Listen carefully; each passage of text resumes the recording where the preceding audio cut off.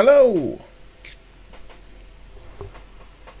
Just figuring out some stuff in the back end, but I'll be starting shortly, don't worry.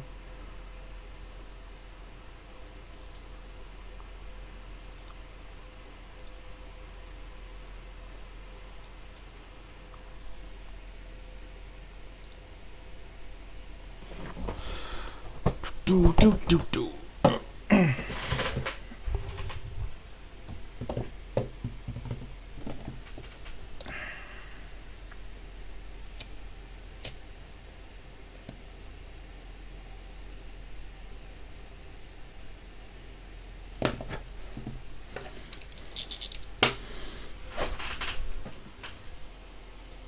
How are you doing today then?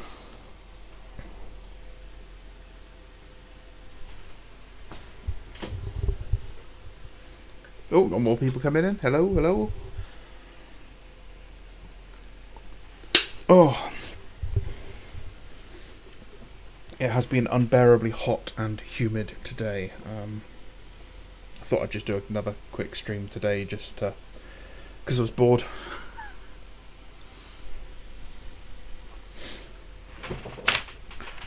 So I bought these from Lightcaster on eBay, and they're just some resin temple bases. You see that? And they're nice and cheap. Don't mind the price at all, because I was struggling to find. Oh, I'm not liking these bases, which are the ones I get from my current supplier, because the 35mm ones are really thick, and the 40mm ones are really thin, and they're not even straight. You can see it's kind of wonky anyway. So I thought I'd try some different ones. Well, the slight problem is that they've got no bevel on them whatsoever. So I'm not sure if I'm going to use them as they are, or if I'm going to shave them down, sand them down, and basically mount them to the top of bases like that. Not yet. Not sure. Let's go and annoy Discord a bit.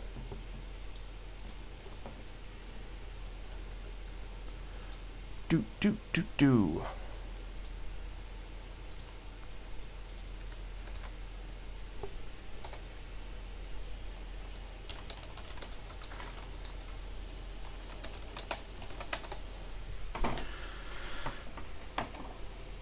Found my clippers. Got my good clippers. I got my bad clippers. These things are for when things get complicated, and these are for detail work. Always get 2 sets of clippers. Especially if you buy some of those really expensive Japanese ones. Get some cheap brute force ones. You don't want to use really expensive tools and wear them down. I'm hoping you can hear me.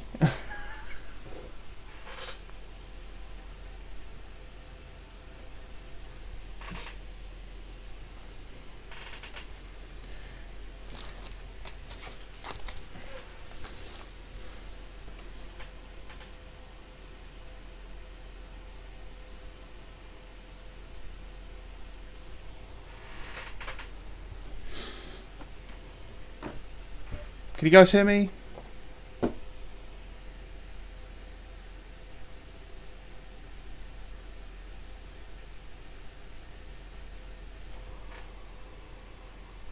I assume you can hear me. I'll just keep talking otherwise.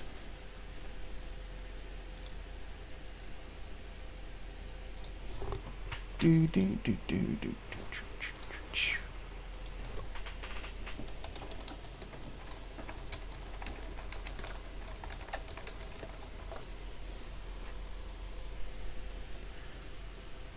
Cool. That's great. How you doing, James? Great name. Whew. So, I'm going to try and build one of these tonight. That's a bit bright, isn't it? Let's get that. A Legion Sicarian Venator. Which, I put up for a vote and was decided that it would be going towards my Raven Guard. So yeah, I'm gonna build me a nice stealthy tank hunter. Right. I've never built one of these before. What we got? Never even seen the Sick-Around sprue yet. This is the first time I've seen any of it. So, live react, etc, etc. Yeah, it's a good sprue for tracks. It's amazing how much space these guys can just really cram in now. Especially if you look at some of the older sprues. I remember getting things like the old Rhino and just the sheer amount of empty space. Like the entire old tactical squad would have fit on this one sprue if it was this dense. Cool. Probably just going to go for las cannons because, you know, tank killy. This is an underrated sprue. I do like the vehicle upgrade sprue. Obviously, good source of Mark II bits.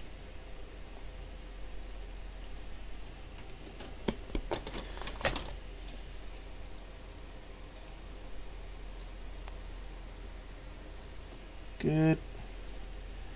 Doesn't look like there's any damage. That's good.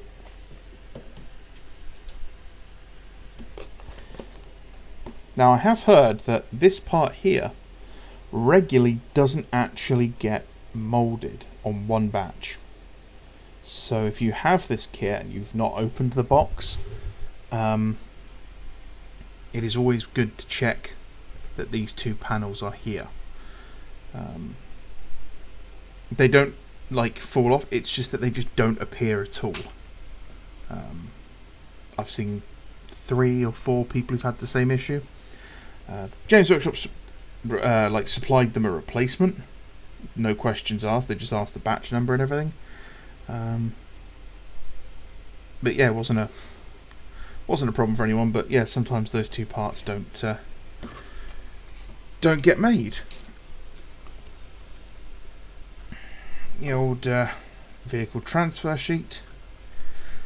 I do hope we get an updated one of these for some other legions, because they're good transfers, but boy do I want some, I don't know, Ultramarine, Space Wolf, White Scars, anyone.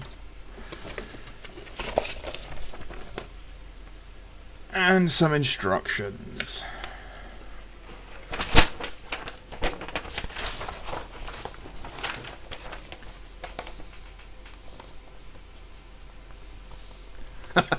Yes, yeah, I can just hide it behind wool. That would work. So I'm probably going to do some... oh, what do they call it? Camo netting. So if you saw yesterday's stream, you might have seen this. One of my militia Russes. So I've got just some tarpaulin covering the mantlet. It'll be something like that, but I will use gauze for it. So actual bandage, because it's got that netting texture.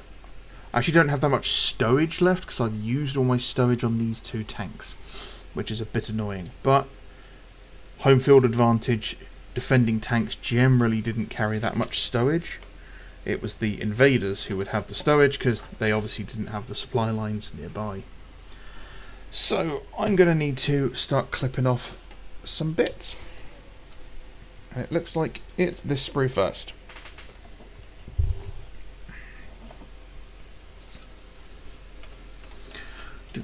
So how's everyone's weekend going? Have you guys been up to anything interesting? Been out enjoying the sun if it's sunny where you are? Working? I hate working weekends. Very glad I'm no longer at that point in my life.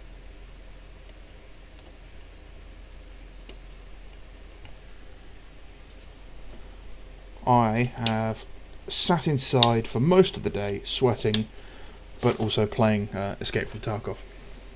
And I've done a little bit of painting. And that's it. Which, by many would be considered a very productive weekend. I, however, feel like I've wasted it. On the plus side, I didn't eat anything until about 5 o'clock in the afternoon. So, that's always good. I did then go to Five Guys, which is not great.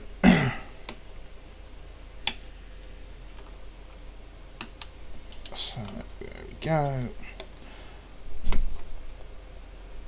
I also have a Cerberus to build, and that, I believe, was voted for to go to the Night Lords. So I'm going to have to get... I've got some more chain, actually. Tiddlywink scale model chain, and it's some of the finest chain I've ever worked with. 0.9 mil. It's tiny. But that's exactly what I need. And I mean, this is great. They've even got a scale for different projects. So you've even got things like historical and model railways, but also things like Warhammer is on there as well. That's pretty cool. So that was Tiddlywink scale model chain. I got this off of eBay, but dashlands.com/tiddlylinks if you want some of that as well. eBay's great for picking up hobby gumph. You can get some all sorts of weird stuff there. The weirdest one that I've used is half circle, half sphere nail art beads, which we used to make the armoured like studs.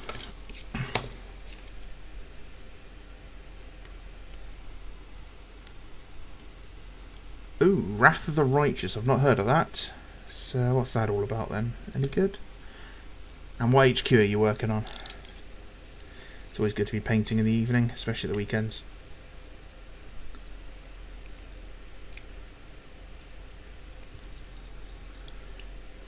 Obviously I'm cutting towards myself. We should never do this. I'm clinically, legally and religiously retarded, so don't do what I do.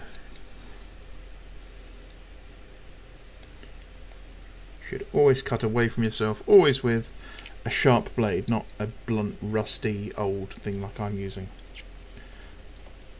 Especially since I've never had a tetanus shot. My sister has, and she couldn't sit down for several hours afterwards.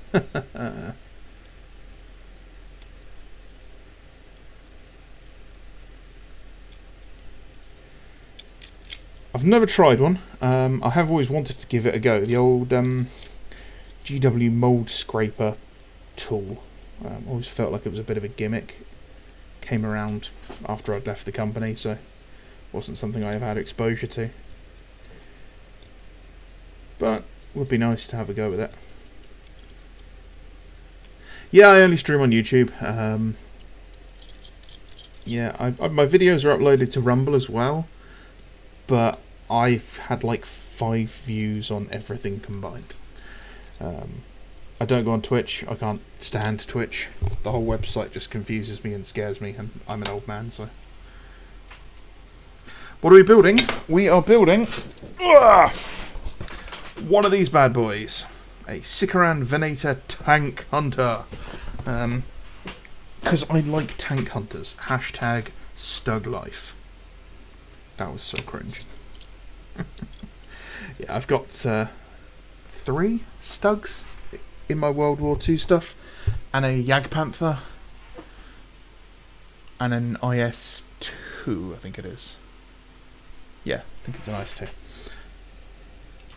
But yeah, so yeah, videos go up on Rumble. It just because you can basically do a little thing to mirror your YouTube account on it.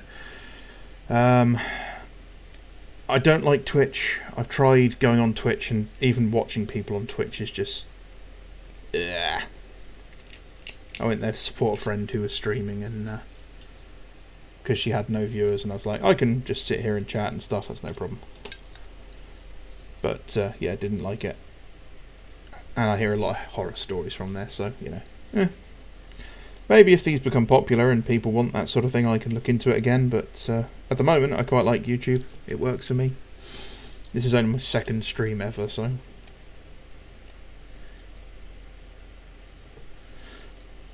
But yeah.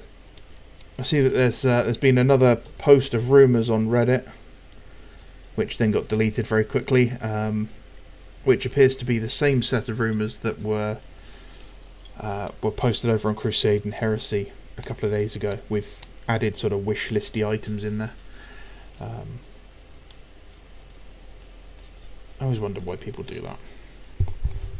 I mean, I'm a YouTuber, so you know we all do the same topics and stuff, but just copying someone else's rumours and then adding bits in, maybe like wish listing, is just a bit weird.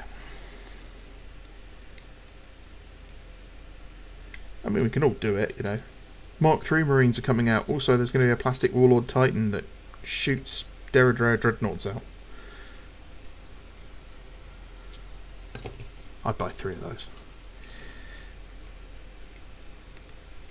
But yeah, the plastic Dorito or Dorito Dreadnought is going to be 2 kits. I would assume it's probably going to be las cannon, auto cannon on one, and then Volkite plasma on the other.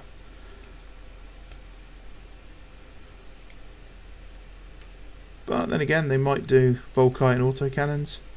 Depends how they want to market it, really. Maybe one as anti-armour and one as anti-infantry. I'm still salty they got rid of the atomantic pervase. But it was a bit pointless when you write the rules, so it can't go into what's it called, Zone Mortalis, to do the exact thing it's supposed to be doing.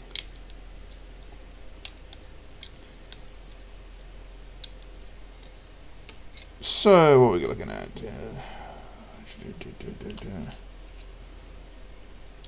Yeah, so it should be this way, like that. Groovy. Groovy.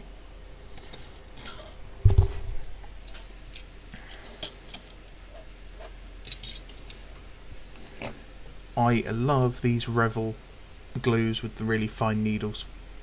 Boop, boop. They make things very easy. Except when they get blocked. But that's when violence is involved.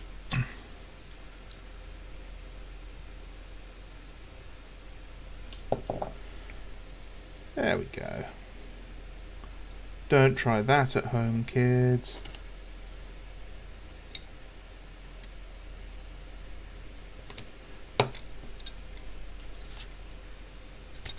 Also, I don't know if you can see that.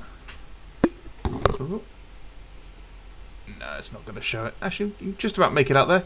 You can see the heat bloom. It's a good way of seeing the actual colours for a heat bloom for hot weapons.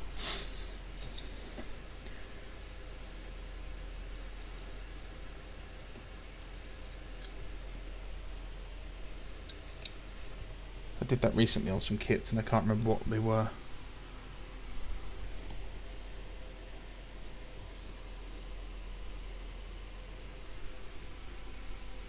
Doesn't matter, it's not important. Right, those are out of the way. Next pieces. Love me glue fumes. Simple as. I do love glue fumes. All sorts of nasty chemical fumes are the best. Petrol, diesel, creosote. Oh, they're fantastic.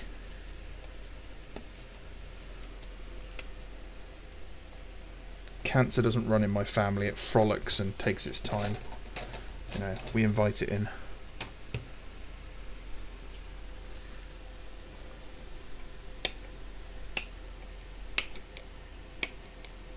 Also, very thanks to everyone who's offered support with my ill uncle in my last couple of videos that I mentioned.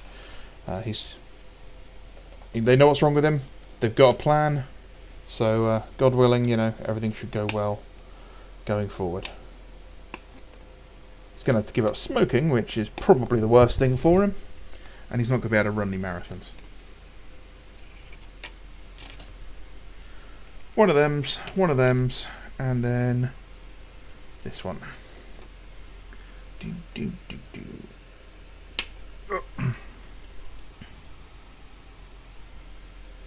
to stop moving around so much. It's not focusing.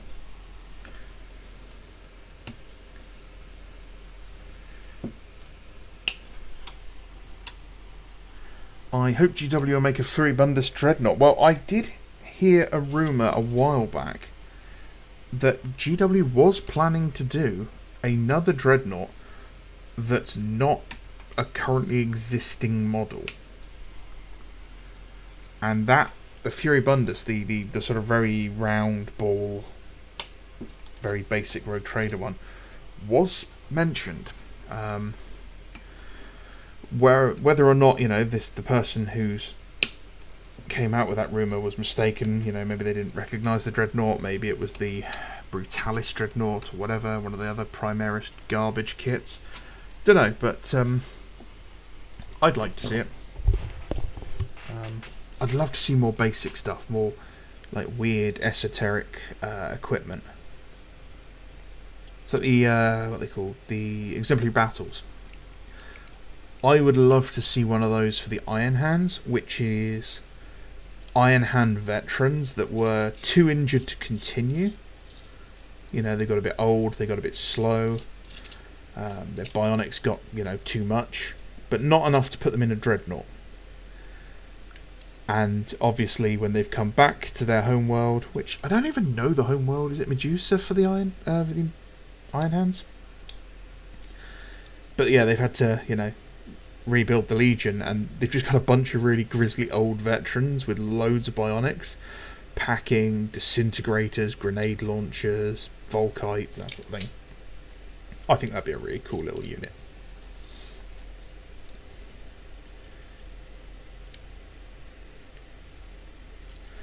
So I'm waiting on some 3D printed parts as well to do some Emperor's Children. And I have had nothing but trouble with them. I ordered 10 Marines from this very reputable 3D printing provider in the UK. And 10 bodies, it was 10 set of legs, bodies and heads. In 4K resin, absolutely fine, no problem. Paid them, everything's sorted. That was on the 7th or 8th of July, and I've still not had them. And they've not messaged me. I've had to chase them every step of the way. Apparently they've had email problems, they've had production problems, they've had website problems, and all sorts. So they upgraded my order to an 8K set of units and some extras, and reposted it. And then I messaged them and been like, "Hey, we're halfway through August now. What's going on?" And I got, "Oh, well, you're the second person to say they've not received their models. We're going to send them out again." And then they had to put out a post on their Facebook page saying that they've stopped taking new orders until they can fix all their problems, which has really filled me with confidence. And I really don't want it to sort of colour the review I was planning of their service, but it's going to be a little difficult to ignore it. So I'm probably going to have to do the review in 2 parts, which will just be the actual models themselves, which I'm sure will be lovely. I mean, I've actually printed out some of those models myself before. I know that those models are nice. Whether or not, they print them well. But yeah, that would be good. Yes, Medusa, fantastic. Giving them more rules represent the contents of the Keys of Hell would be cool. Yeah, that's another unit that I'd like to see. I don't know what they're called, but those, you know, we went too far kind of Marines that were brought back from the dead or whatever. Yeah, that would be really cool. I'd love to see something like they used that on Ferrus or something to bring him back during the War of the False Primarch. That would be great. Like, really, you know, give us some more information there. So, like, I'm not like a lot of 40k fans. A lot of 40k fans are just, oh, don't tell me, let me keep the mystery. And I'm like, no, we've had the mystery for 30 years. Write more mystery and explain the ones you've already got. I want to know what, you know, the Reign of Blood was. I want to know who, you know, all these different characters are and what's going on. I want to know the details of the War of the Beast. You know, I'd love to see a 20mm or a 15mm scale game for the Unification Wars. I think that'd be really cool. Not quite epic, not quite 40k, somewhere between the two. So I can easily have like 400 guys on the table with some really cool proto-titans sort of thing. And just weird and wonderful stuff.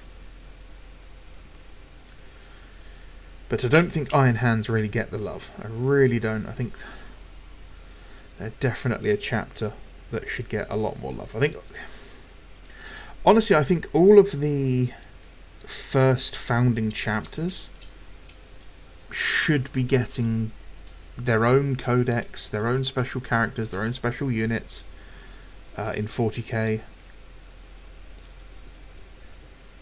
You know, like the Dark Angels. The Dark Angels and the Black Templars are... The Black Templars, for example, are perfect. More or less.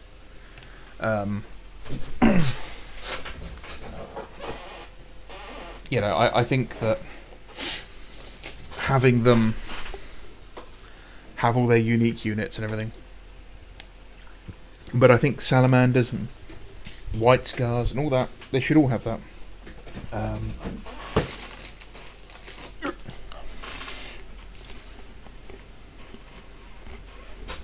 Sorry, I'm eating because I'm still starving, despite looking at the size of me. Right. I hate this. When they tell you to put stuff together that's flat.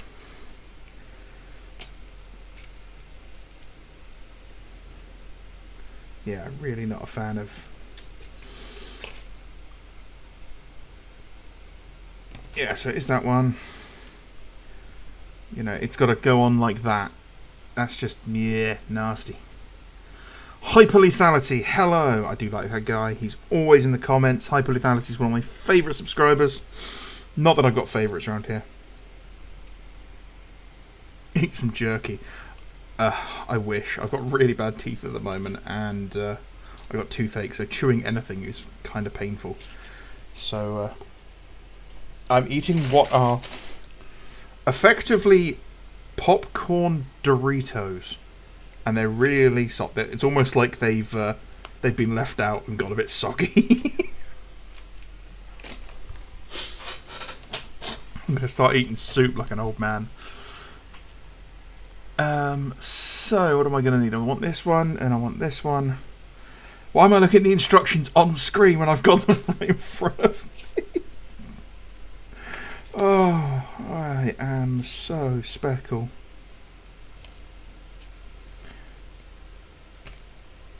Okay, so it just goes on. Yeah. Why overcomplicate it? Why not just tell me to stick them in here?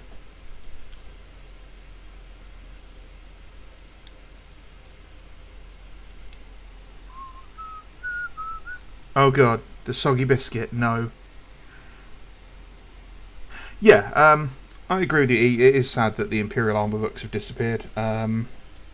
They were the height of, like, GW, in my opinion.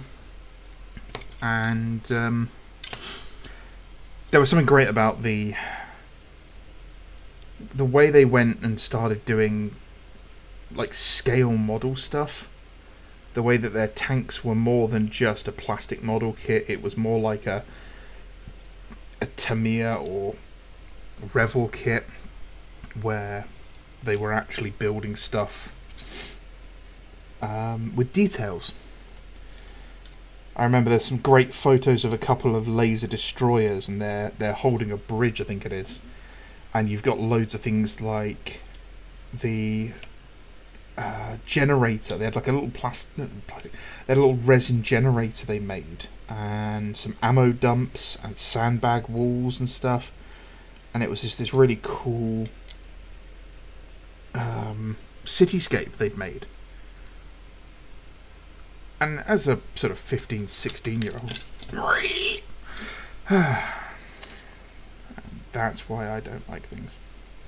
Yeah, as like a 15, 16 year old, it was fantastic. It was just so cool to see, because it was so detailed compared to what you'd see in White Dwarf.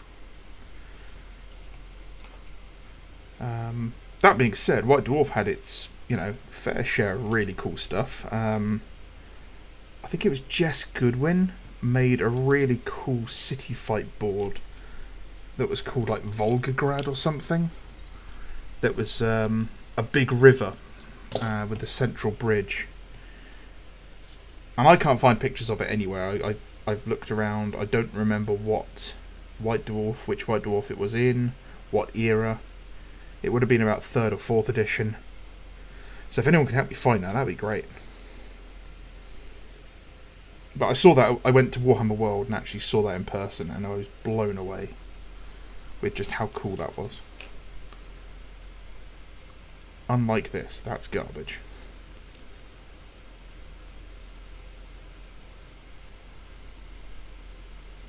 See, you don't have to build it as one piece, which will never stick together.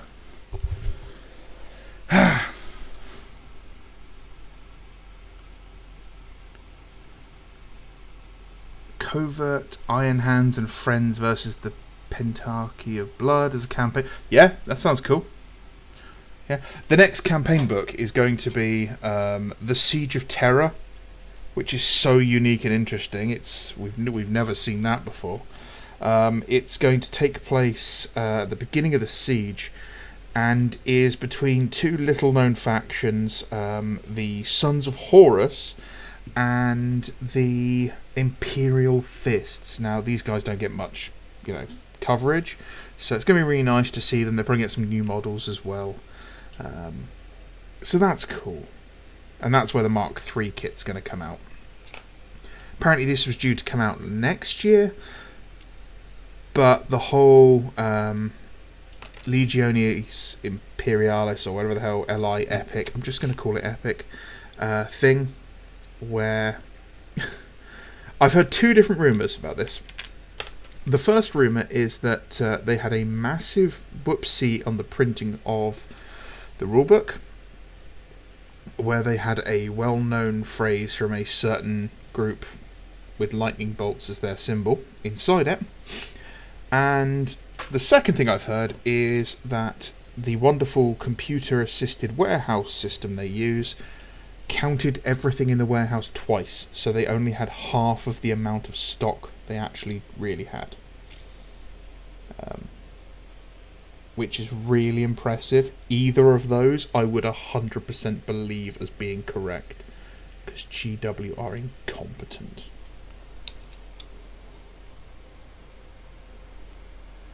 Do you think missing out on a month of my pay once really made me bitter against the company?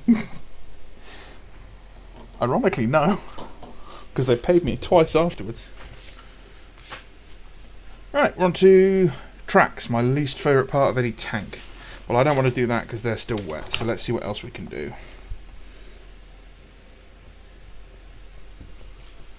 Do do do do do do do do do do do do do do do do do do. Yes, I did bring this up in a recent comment. Despite me using anime stuff in lots of my videos, I really don't watch that much anime.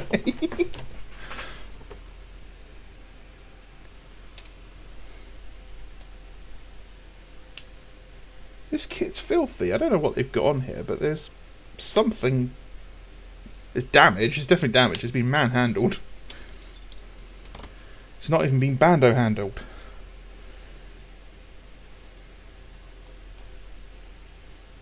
I think that's the part. Or not. That's confusing.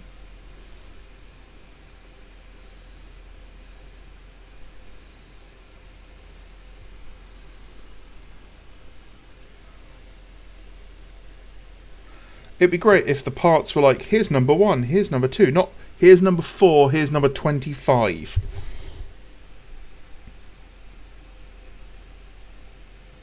There it is, number 11.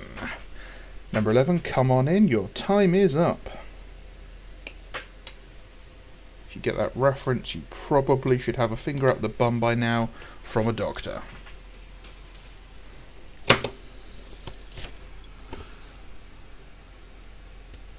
Would we have the Death Eagles as an Emperor's Children successor fighting to put down a zombie virus?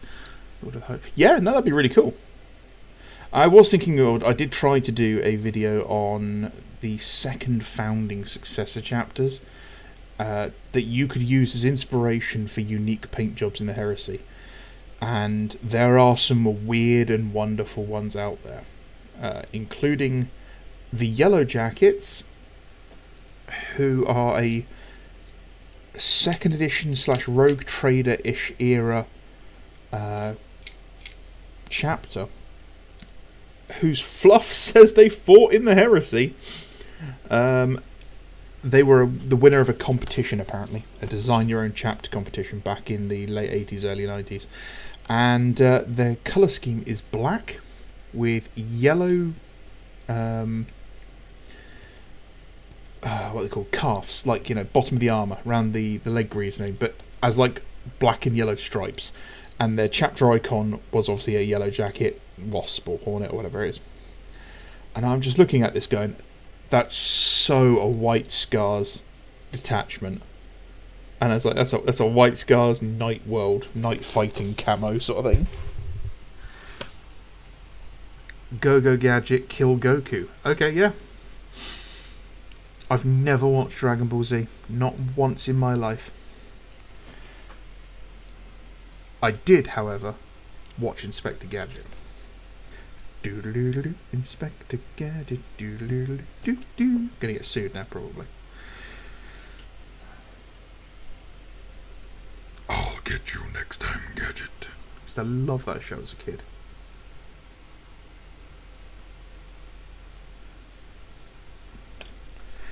Plastic glue that's supposed to stick plastic together still sticks my fingers together. Gosh darn it.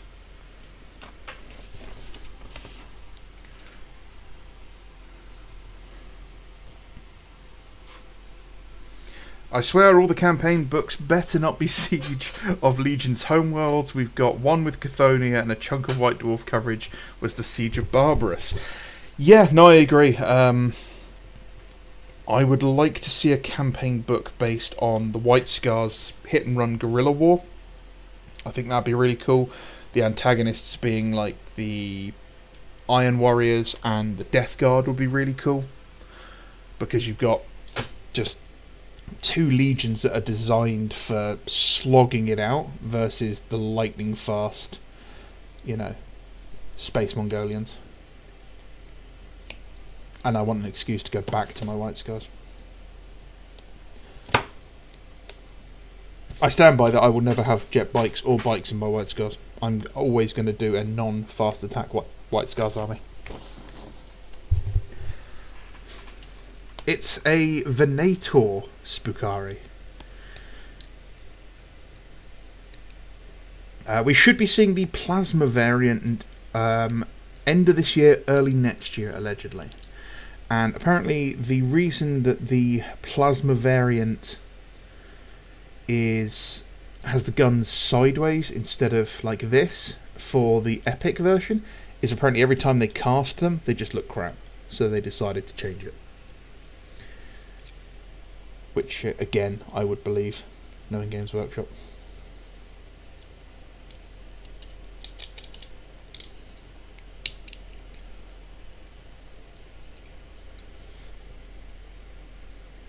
But I am quite surprised it's taken them so long to get the Sikaran variants out. I'm surprised they didn't axe the resin ones and just do the turrets. That being said, torsos are coming for the Leviathans, so if you want those Leviathans and you still buy from Games Workshop, go and get those. Another one I've heard today was that the Legion Outriders will be disappearing soon. So if you want Legion Outriders, get those as soon as possible. That is probably related to the fact that they are made with the Scout bike kit, which so are these guys.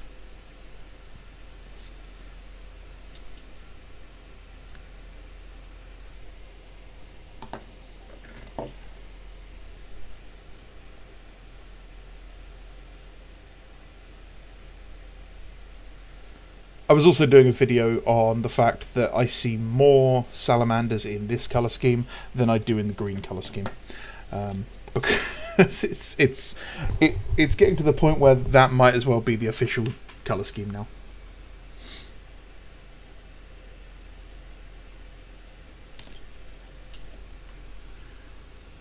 Based on how long it took, yeah. Yeah, apparently they are still dealing with the backlog from COVID, which is understandable. It's not like it was a normal affair. Yeah, it was a pretty earth-shattering worldwide phenomenon, wasn't it? Number 12. I've got the bloody Inspector Gadget theme stuck in my head now. God, you people are the worst. No, the worst is actually the fact I can't sing it out loud because I'll get a copyright strike or something. That's the worst part.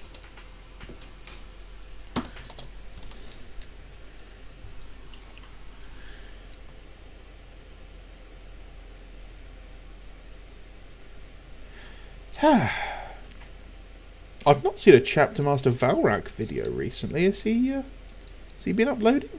Normally I get inundated with his videos on YouTube.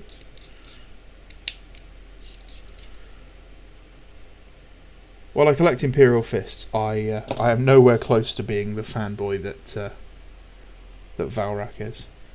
It's okay, Lethality. You're among friends.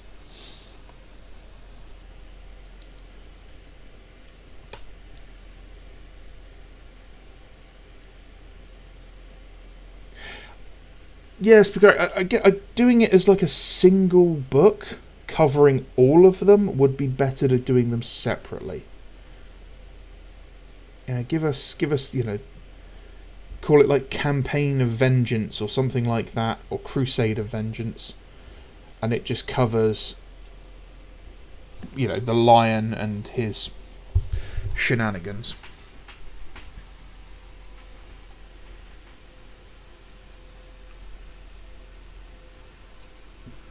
I do like the new Lion model. That's quite cool. I actually prefer it to the 30k one, as heretical as that is. But I don't own a Primarch model. 12 armies, and I don't own a Primarch model. That being said, I've only got a single Lord of War model as well. I just have loads of tactical marines. I literally keep making the same army in different colours. That would explain it. He's probably... Yeah. Isn't Nova at the end of this month as well? I expect we'd see a lot of Heresy stuff at the end of Nova.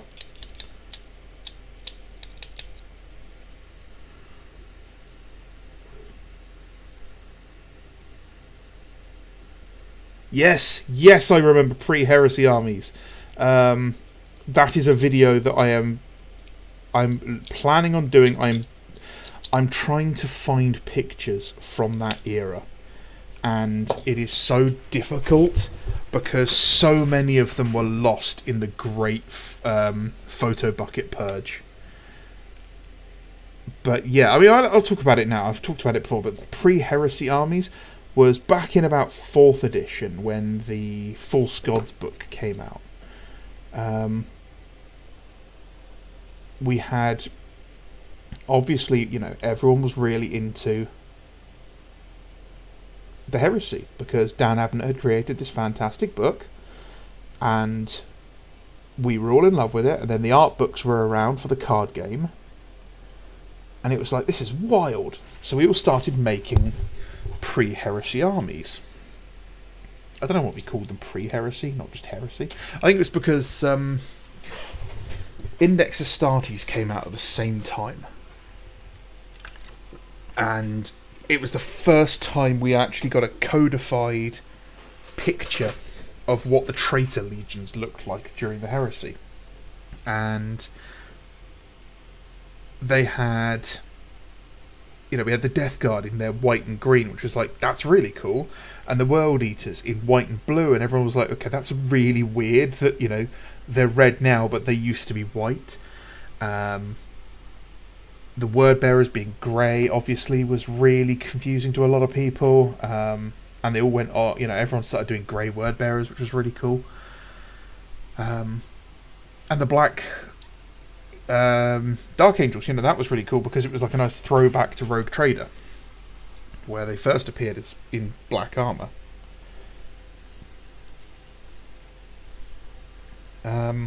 So yeah, I did, at the same time, or around the same time, out came 40k in 40 minutes, which would eventually go on to become known as Combat Patrol. And the idea was, let's have a game of 40k that you can play during your lunch break. That's what the guys in the studio wanted. They wanted a game of 40k that was quick, simple, and easy enough to play in, you know, in your lunch break and still have enough time to have something to eat. So the rules was something like nothing with greater than a 2+ save, no armour higher than 13 on a vehicle, nothing could have more than 2 wounds, something like that, and it was 400 points. You need an HQ and a single troop's choice, and that was it. You know, you could have anything else you could fit into your army that didn't fit any of the other rules. You were good to go. And I don't think you could have anything more than 2 of anything as well. That was another rule for it. And yeah, I made a pre-Heresy Emperor's Children army. I was the only one at my club doing pre-Heresy stuff. Everyone else was just painting their own stuff. This is about the same time that Dave Robotham was doing his Sons of Golgotha army.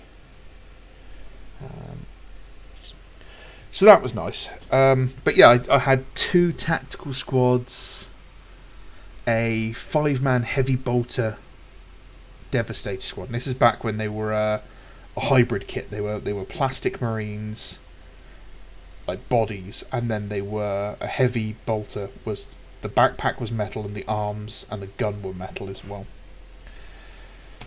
And it was when Tau came out. That's exactly when it was. It was the release of the first Tau Codex. Because yeah, we did this campaign, and the fluff for my army was that they were at Istvan, and when the attack happened, because I'd only read the very first book at this point. When the attack happened, they jumped into the warp, and when they came out of the warp, they were like, "Oh my god, we've got to let everyone know." And they were in the 41st millennium, and they ran into the Tau instead. And they were like, "Well, they're aliens. Let's just kill them anyway." I think I won like 1 game. Although it was quite nice to see that the heavy bolters were killing Tau on, like, if I hit them, they died. So I was killing 15 Fire Warriors a turn, which was really nice.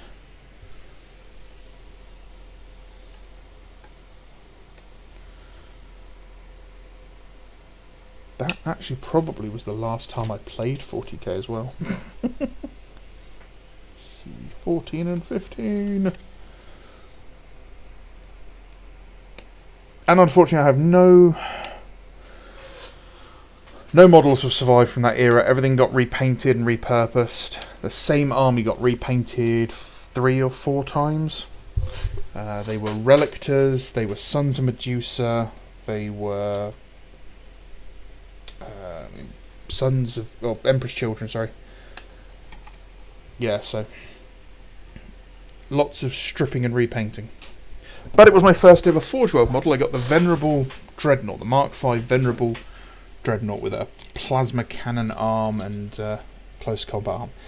And he's been stripped and repainted, and actually he sits in my Sons of Horus now. The other 2 Dreadnoughts that were in my Sons of Medusa army got stripped, and they're now in the Imperial Fists.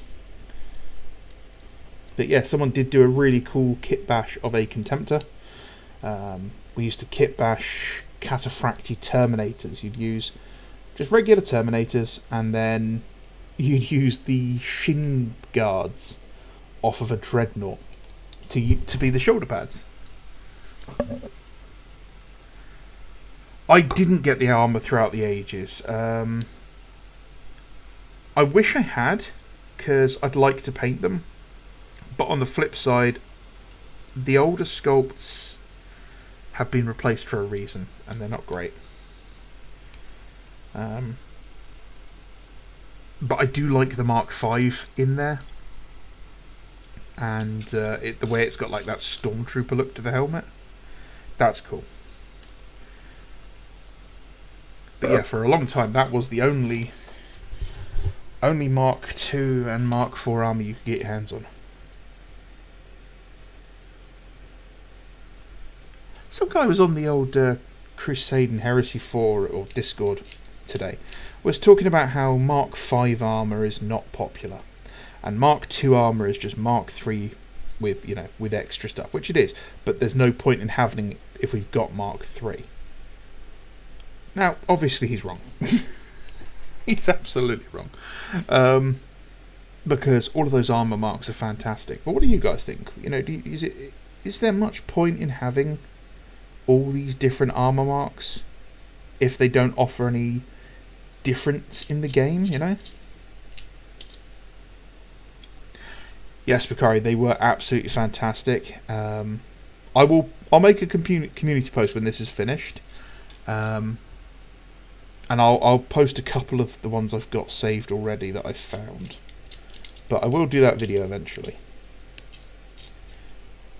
In the meantime, go and Google the Horus Heresy Collected Visions if you want to see what some of the artwork from that era looked like, because it was wild.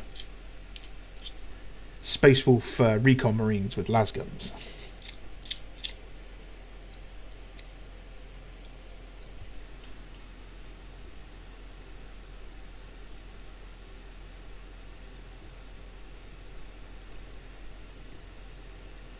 Yes, I did see the armour conversion guide you're talking about, James. I don't know if I saved it, but I remember seeing it the first time it came out. I also remember things like Doghouse's guides. Doghouse used to make some really fantastic true scale guides. Wait for the 20-man Mark 1 box. James, I would buy a Mark 1 armoured unit in a heartbeat. Like I said earlier with the old Iron Hands, like veterans, stick them in Mark 1 armour. I would be all over that. Like seriously, a bunch of old men with like big bushy moustaches in Mark 1 armour, armed with weird and wonderful weapons, too old to die. Yeah, sounds great.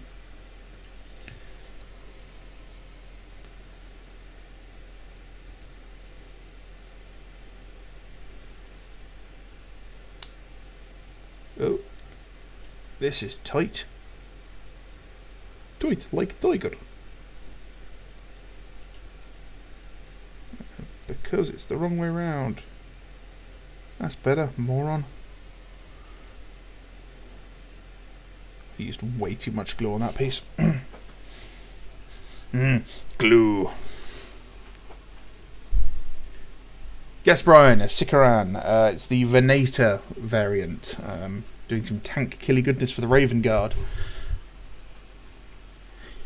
Yeah, I mean, a lot of the old sculpts have a lot of character. One of my favourites is Tycho. I love Tycho as a character.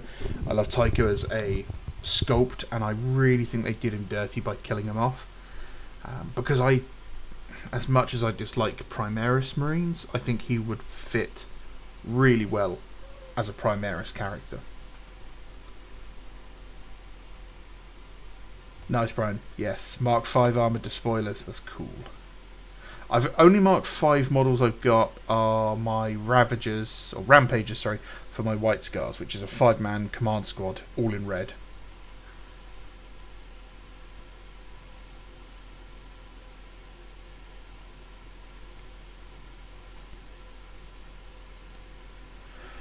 I have heard a rumour that there is a Mark 7 box in production, or in pre-production. Yes, hyperlethality. It will come out as one of the last heresy kits, basically, moving into the scouring.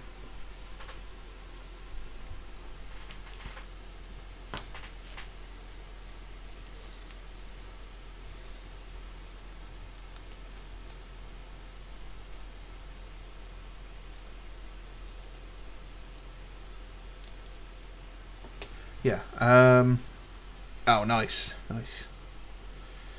Yeah, I think printing is definitely the future for this hobby. With how GW seems to be so against giving people what they want, I think it's going to be one of those, this is a business decision, and we're like, yeah, and it was the wrong business decision.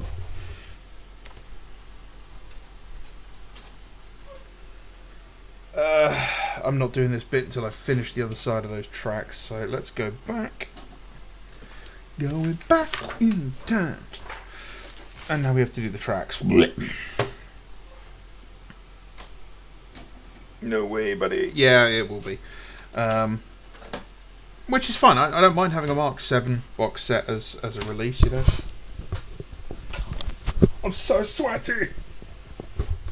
It's disgusting at the moment.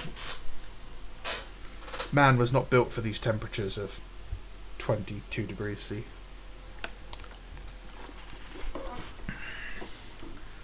Put me in the Arctic, under the ice.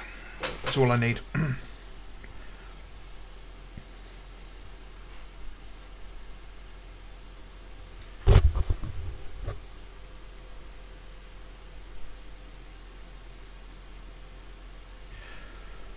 Right. I can't even see the bloody numbers on these ones. I tried building a tank with doing the tracks last. I painted them on the spring. How do you psychopaths do that? It was awful. See, I used to hate Mark 7 helmets, especially during that heresy era, because that's all we had. We had Mark 7 helmets, we had Mark 6 helmets, and we had whatever you could scrape off of the Chaos sprues. But nowadays, I'm definitely feeling it more.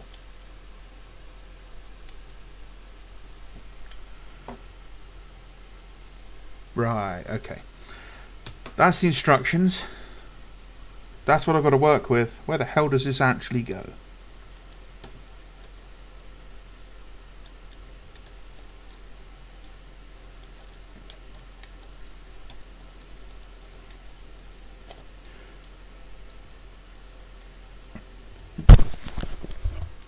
Does it just sit like that? Because that doesn't look right.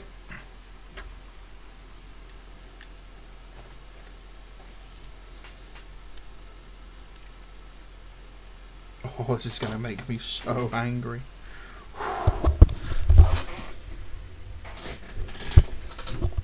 Oh. I need some new headphones. These Pong.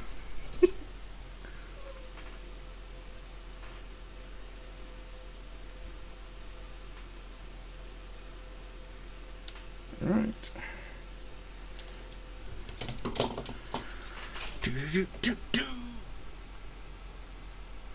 Yeah, the tracks are the worst part by far. It's why I quite like the old Warlord Games resin models over their plastic ones, because if we take one of these tanks, let's take this for example. If this was some of the earlier Warlord Games resin tanks, that's one part, that's another part, that's the other part, that's the other part, and that's it. If you're lucky, that's separate so you can have it open and a guy can sit in the turret. Which means I could get lots of tanks built really quickly.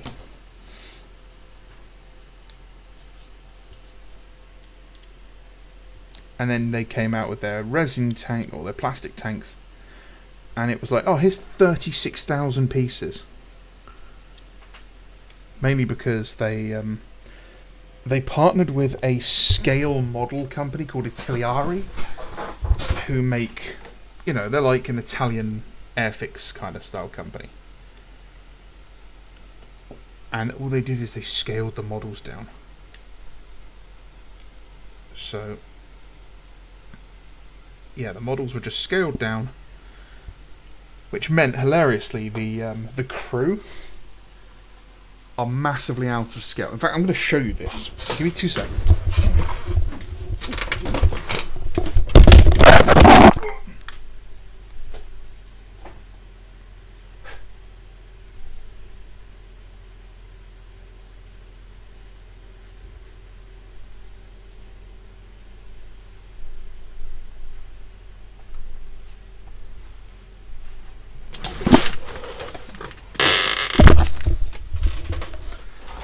There you go. Here is KV1 with their tiny little crew member inside,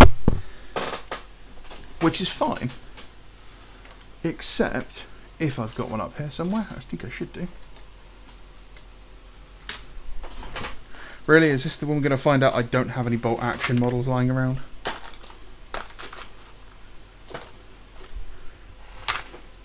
Matthew's shaking his head because he knows exactly how much stuff's lying around.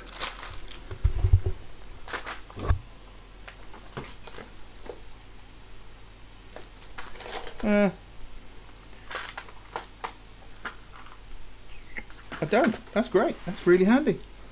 Well, there's a true 28mm model. So that is the correct scale for that guy. The problem is that Warlord Games' models are heroic 28mm. So here's one of their models.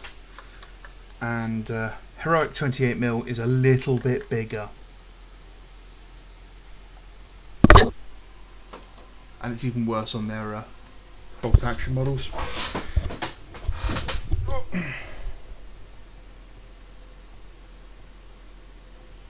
Yeah, sorry, I dropped my headset.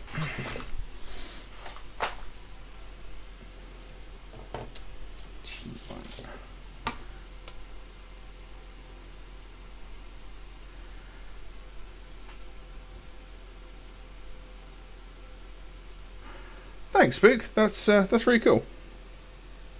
I had these two Lehman Russes for years, probably 2 or 3 years before COVID. I got given them, and they were just sat in a box. There was 3 of them. One of them got turned into a laser destroyer, and those 2 got militarized.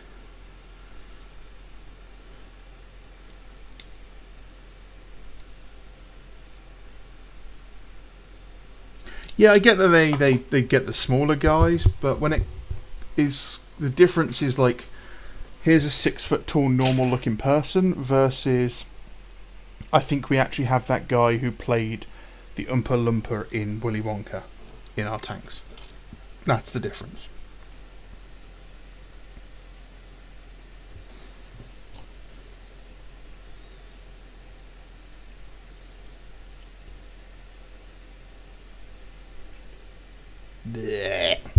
They're nicer than the Rhino style tracks. I'll give them that, because they're tighter. They stick together better. T3. The underrated part of the Terminator James Cameron trilogy.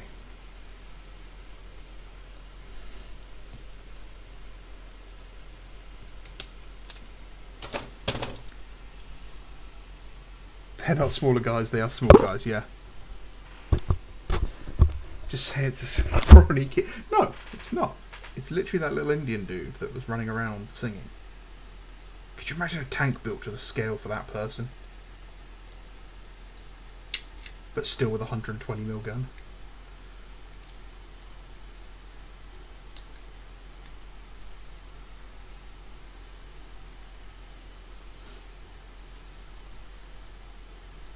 Look, I think having smaller people do things is best for everything.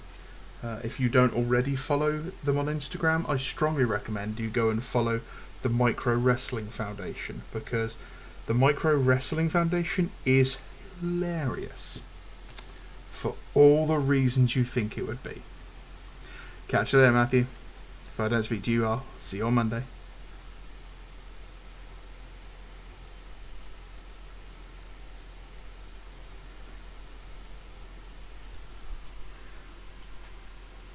But yes, with wrestlers like Ivar the Micro.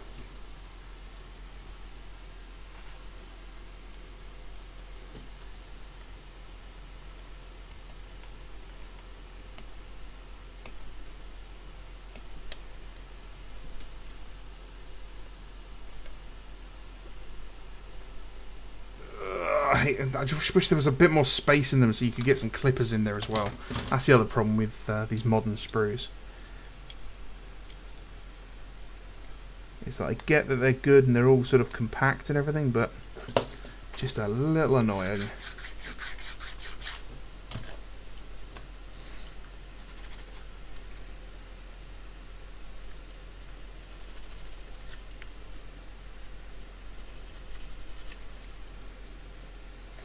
Anyone else been using that Duolingo stuff? I've never really used it before and I thought I'd give it a go. Man, is that bird just really annoyingly persistent. And it works too. It's like, hey, you're close to a 7-day streak. You don't want to fail, do you? No, I don't. I don't want to let the little green bird down. I'm learning Italian through guilt.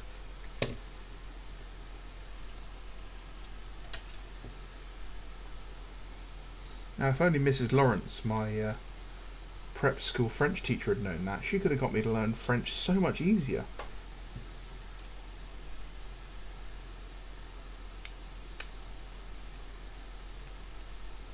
Lovely. That's not too bad, I suppose.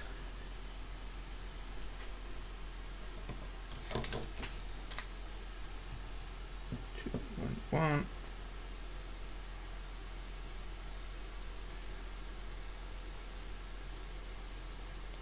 Yeah, no, their marketing team's fantastic. They've really cracked it. Have you seen that GW started allowing comments on their videos as well? That's a bit wild. That's definitely strikes of having a new marketing head or something. Someone's told them they've got to do some damage control. But they've definitely been shaping the comments. I think it was Auspex pointed out, we figured out that they're deleting a lot of comments, which is, understandable. You don't want negative comments coming in and ruining people's perception. But I will tell you now, I don't delete comments. You could say the most disgusting, depraved things in here. You better be willing to stand by them, because I fully intend people to tear you a new one for it. Oh yeah, it went exactly as expected, Brian. It literally, the first video that went up with comments was 50-50. Oh wow, they've left comments on. Someone's been fired. And then, why are we getting a second Imperial Fist Praetor? Your company sucks. Why is everything so expensive? Where are Raven Guard Praetors? Etc, etc, etc. It was glorious for about 12 seconds, and then all the comments disappeared. And now they've got it so the comments are they have to be pre-approved before they appear.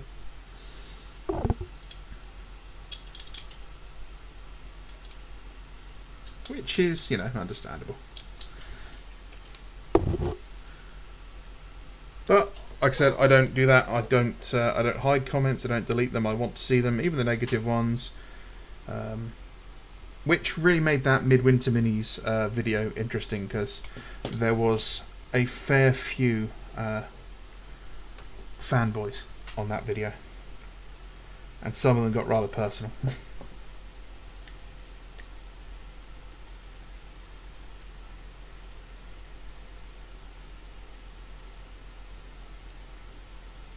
I do think it's quite funny that a lot of the comments on that video were like, "You're just a small YouTuber chasing clout."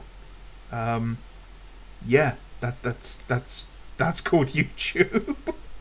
That you're attacking a larger creator. I'm like, yeah, that's what you do.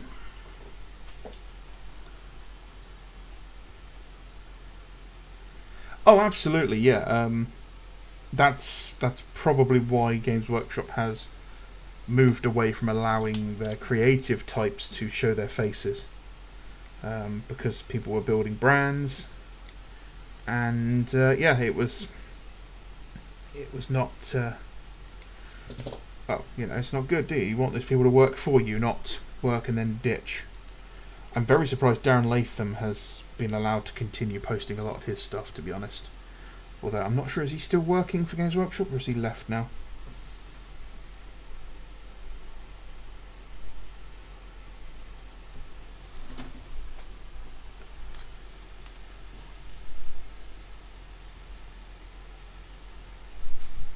I know his YouTube channel got shut down because they told him to.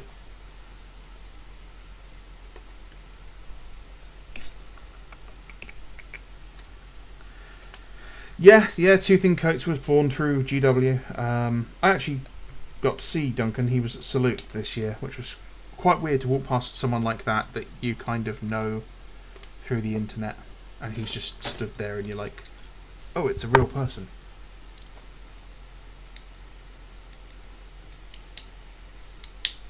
That was something I saw on a different, nothing to do with Games Workshop. It was some other YouTube channels, and they were talking about how when they go out in public and people come up to them, or they're at events or something, and they said basically, we're not your friends. You know, you watch the channels, but you know, we share things with you. You know, you see what we're doing, but we're not your friends. And I was like, I get where you're coming from, but as someone who has social issues myself, I feel that a lot of people get a lot of their social contact through things like YouTube. So you watch these people who are vlogging and making videos, and you know, if they all sort of come together and start sharing together, you know, if they're all in a community, it's gonna feel a bit like you're part of that too.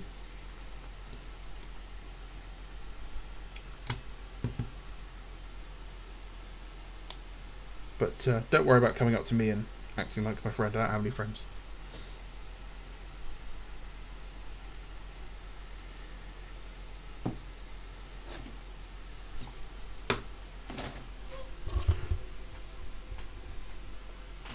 Right, that's one basically done. I'll let that dry before I do those bits and that bit. Whew. More water.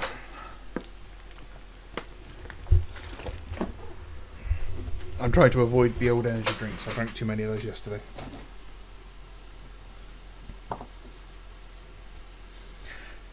Now, I'm not very good at maths, but something tells me that there are more on here than is actually needed. Why?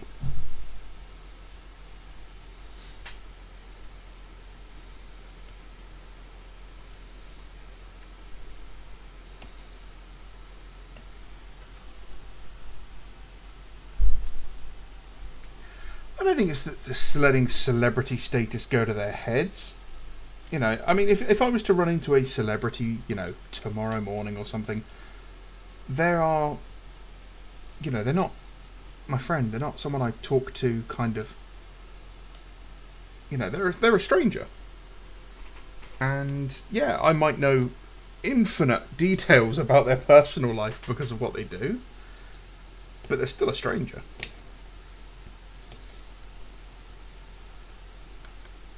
I mean, don't get me wrong. I'm very sociable. I'm very friendly. A lot of people, especially my sister, hates it that I can make friends very quickly. I'm the human equivalent of an overweight Labrador, and you've got snacks in your pocket.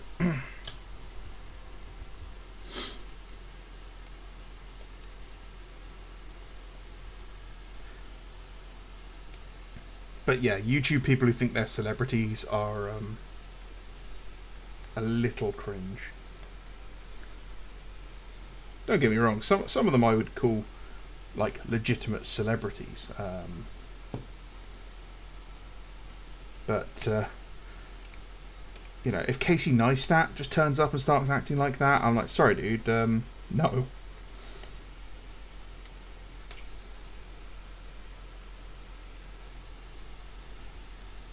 Also, I think it depends on who you are and what sort of circles you move in. You know, I don't give a crap if Mr. Beast turned up somewhere. That's not someone I, you know, really care about.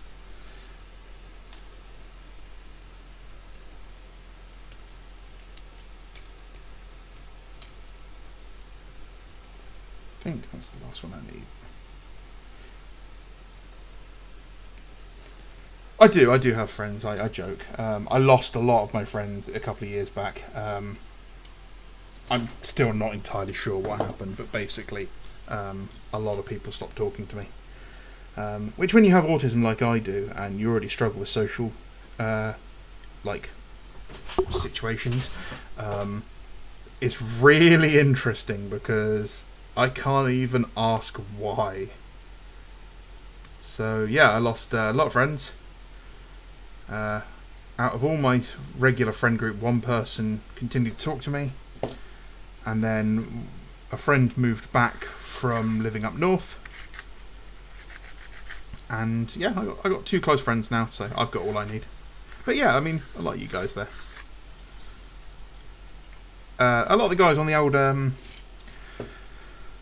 Outer Circle Discord as well. You know, they filled that kind of social void for me. That sounds really pathetic, doesn't it? But I grew up in that era where, you know, internet friends and people like, you're not friends, you're just people you know on the internet. And no, we actually went out and met people, we know people, and you know, I know that people you meet online can be as much friends as anyone else.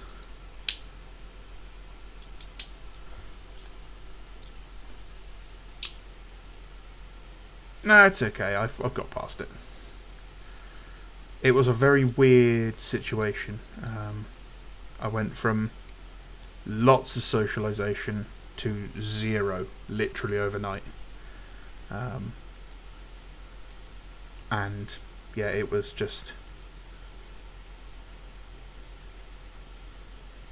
I don't know, it was rough. It was very rough for a very long time.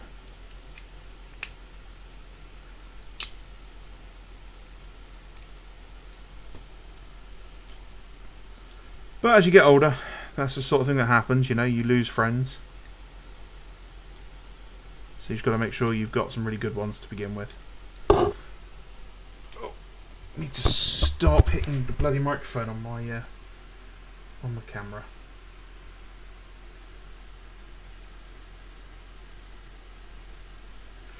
Good thing that came out of it though is I did stop drinking so much. I used to drink so much. It was dangerous.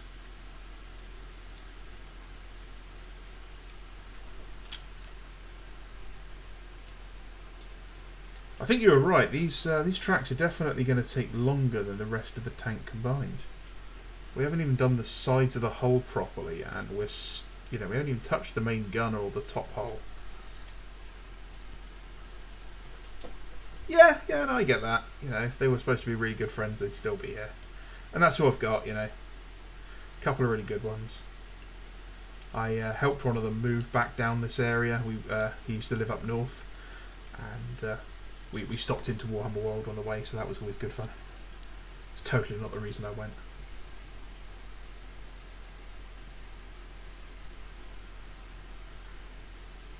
Yeah.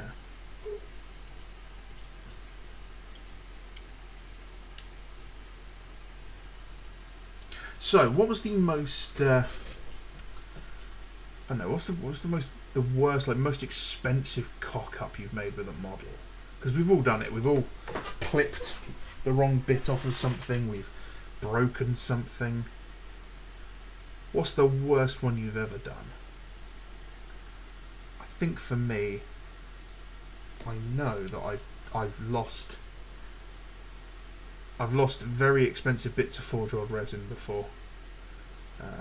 Legs from a Contemptor Dreadnought, which I managed to bluff and get Games Workshop to send me another one.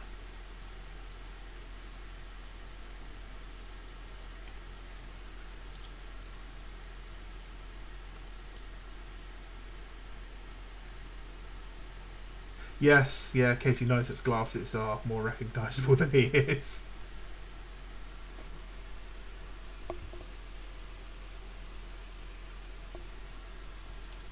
Whew, this is taking forever.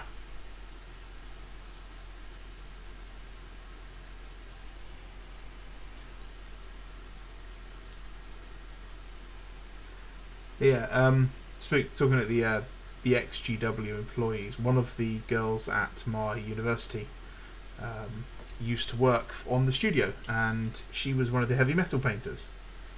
And I didn't believe her to begin with, and until I saw some of the models at her house. It turns out she'd basically painted 90% of the orcs for the studio. Well, that's pretty cool.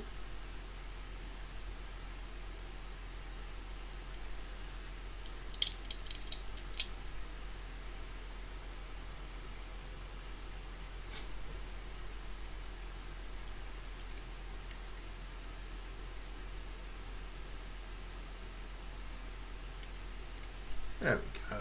Nearly done. The most interesting thing here is that I haven't cut myself yet, which is really, really strange for me. So it'll happen any second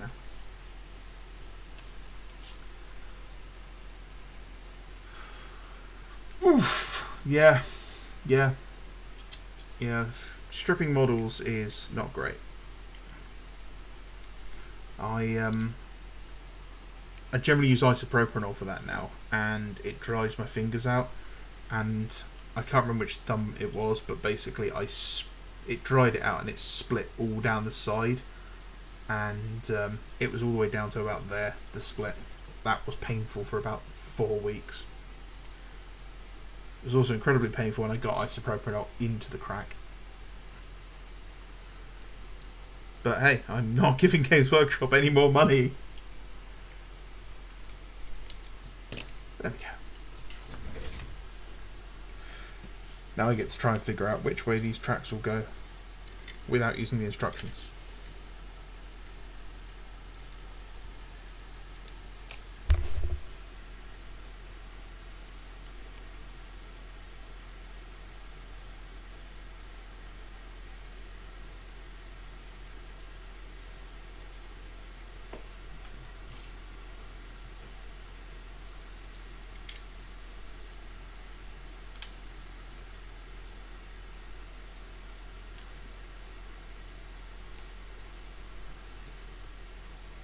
How is the new Night Lancer? Is it a good kit? I've not had a chance to have a look at it yet.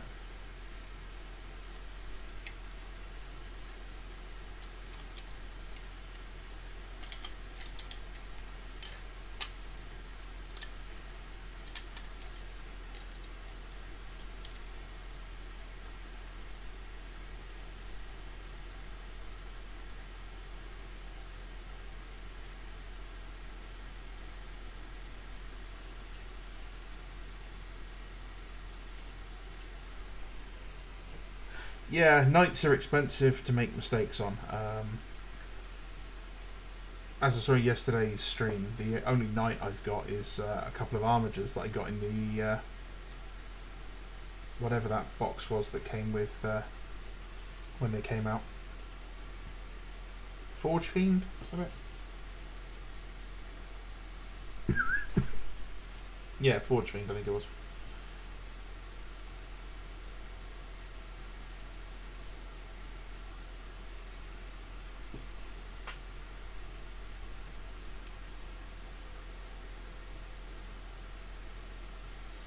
Yeah, Simple Green is good, but we can't get it over here in the UK, unfortunately.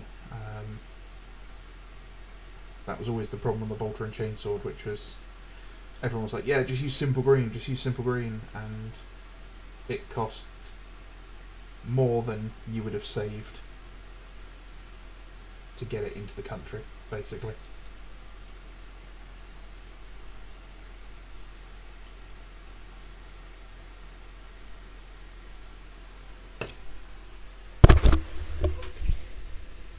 I know a guy who used to use brake fluid to clean metal miniatures, which is a bit brave. I wouldn't do that.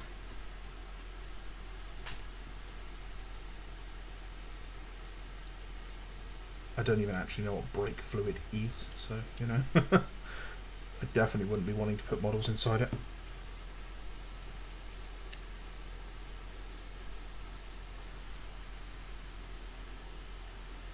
Everything sucks in Heresy, Brian. Like, that's kind of what 2.0 is. Everything sucks in this game now.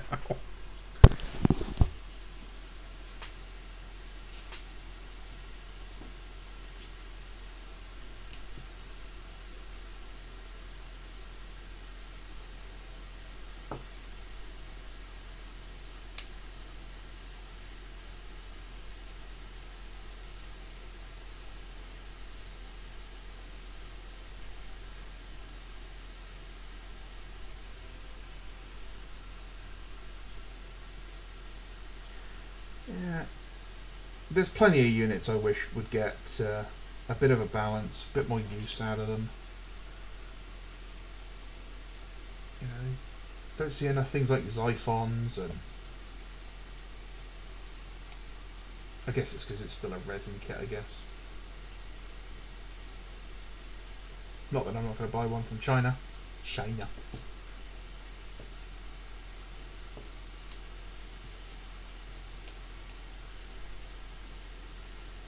But it really is the whole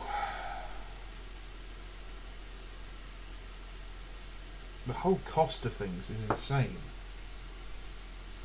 You know, Xiphon costs 80 quid or whatever it is from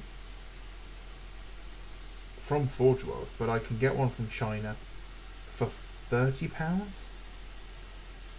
Like, why would I ever buy one from Games Workshop at that price? Oh, it's an illegal model, it's not real. Get stuffed.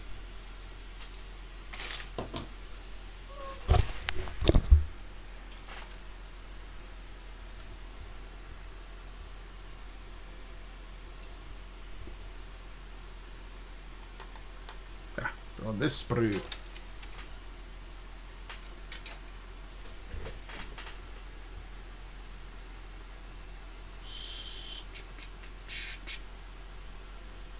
So I want 5 and 5, which is these ones. Well, we'll start with those. The missing ones.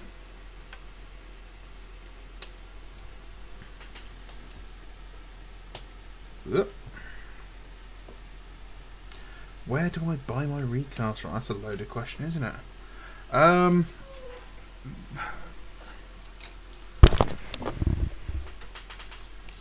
rather not say. Best thing to do for stuff like that is go over to the Outer Circles YouTube page and jump on his Discord. Once you're a regular there, I'll be able to share that information with you. But there's a good couple of them, some in China, some in Russia. The Russians are actually better. There's one Russian recaster who, the models he makes are much better quality than Games Workshop. And he charges more money than Games Workshop sometimes. he saves older models, and he refinishes them, fixes any casting imperfections, that sort of thing, fixes any weapons that are missing, and then he recasts them. As a lot of out of production stuff.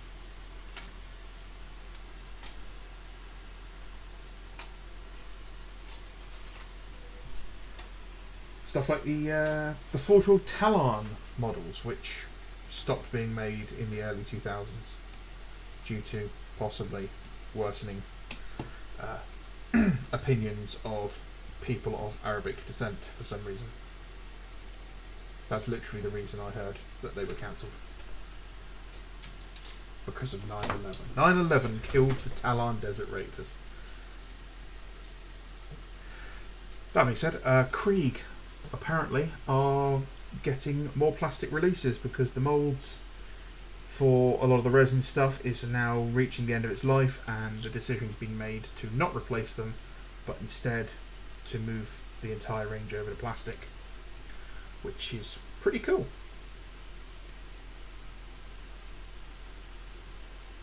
Oh yeah, the Forge World Apothecary model. All of the pre-CAD Forge World characters are so hit and miss. Like, Forge World has not been the industry leader of resin production that they think they are for a long time.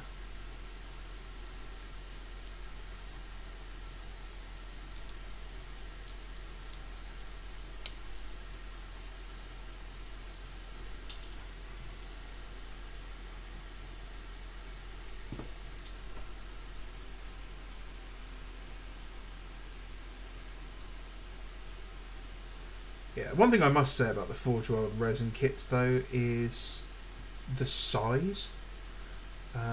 They're definitely not done justice by the pictures on the websites. I'd not actually seen a lot of the knights and stuff in person until I went to Warhammer World, and was pretty impressed with how much bigger they are in real life. I think there'd be a bit less pushback against them if people realised just how big they were.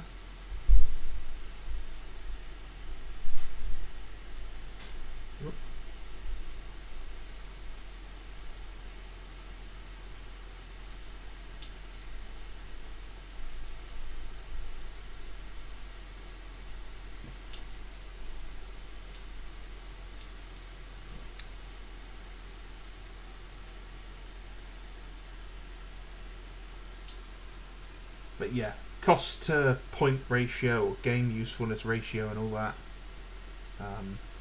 Some of those kits are awful. The worst still being the Arvus Lighter at £82 for a 40-point model which does not carry any weapons.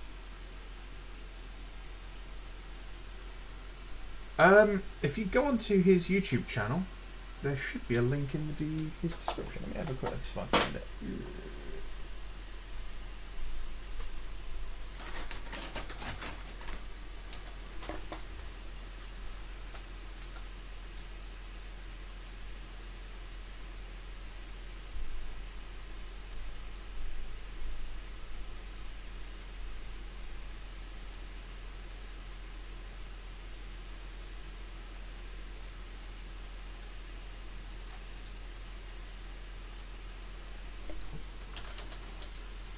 Let me get a link or something.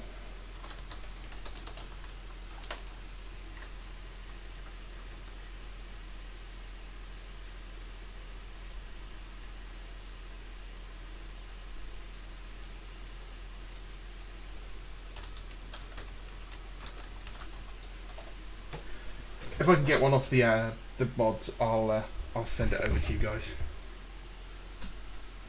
But yeah, they're a good bunch of guys.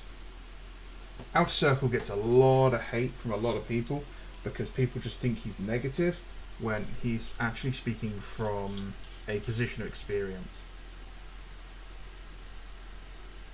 And a lot of his community as well get a lot of flack for being negative, but they're just passionate, that's all it is. They're passionate and they're sick and tired of just being constantly bombarded with toxic positivity.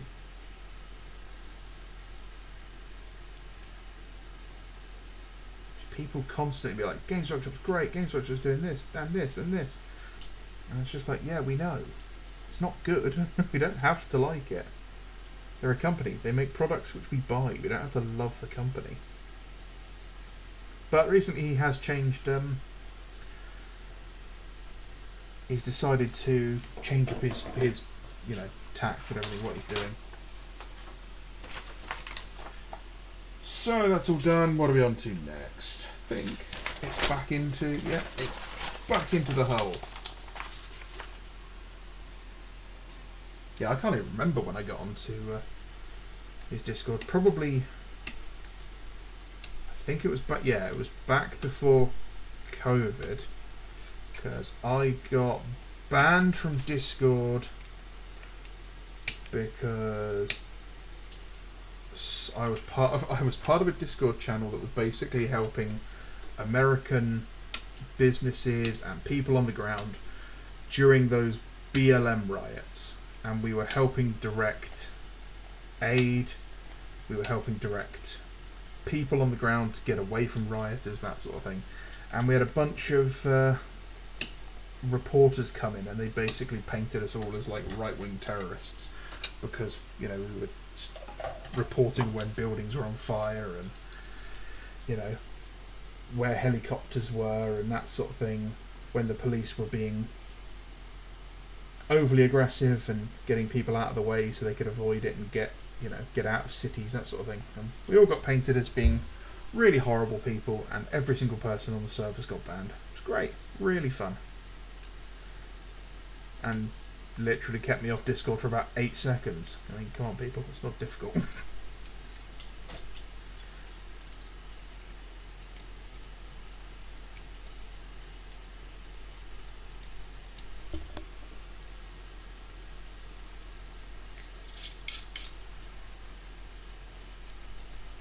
Yeah, he's got a Facebook page, he's got an Instagram page. He doesn't post as much on there anymore. He doesn't post much at all. He never posts in Discord, I'll tell you that for nothing. I'm probably the most active person on his Discord. It's slowly becoming my Discord. There is one rule when you're in there though, you do have to bully the Swedish people. That's the law. And the German guy.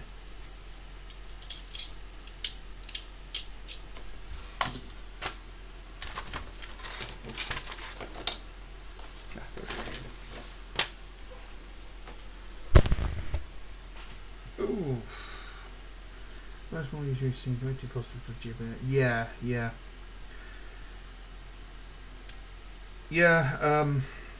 I think it's because sadly they want to get the sponsorships, they want to get the goodies.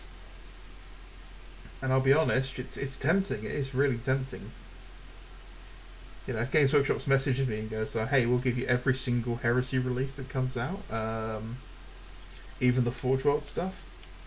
It would be, you know, Evil Homer would be on my shoulder, trying to convince me. But I like to think I would say no, because I have my principles, and my principles are that honest reporting, honest reviews of you know, products that so far, you know, I pay for myself.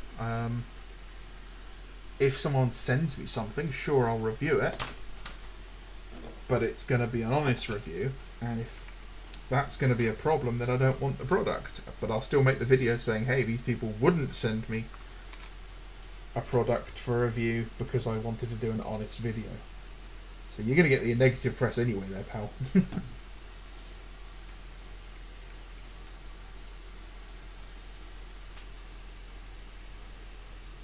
But it's weird. I don't know what the criteria is for Games Workshop's partner program, for lack of a better term, because I have seen channels with 10,000 subscribers who've got it, and I've seen channels with 50 who've got it. And I don't want to knock them, you know. Good on you for getting it. Good on you for, you know, getting that bag or whatever. But if I'm a person looking for reviews and stuff, I don't know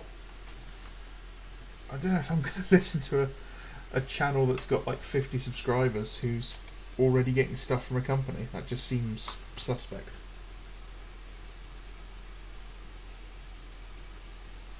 But again, what do I know?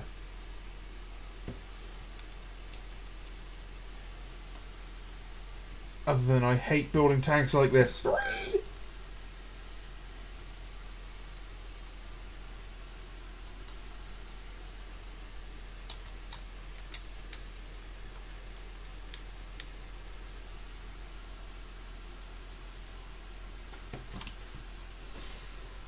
What's that? Value the transparency. Too many shills out there. Yeah, yeah.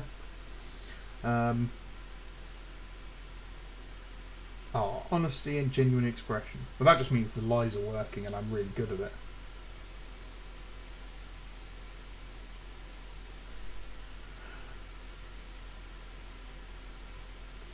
Yeah. I mean, it's not easy to get free stuff. It's just somehow those people, or Games Workshop's decided those people are, you know, due to get it.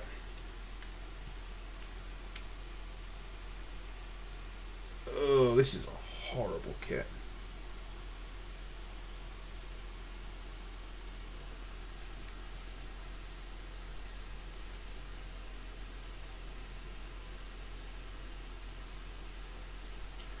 Is that right?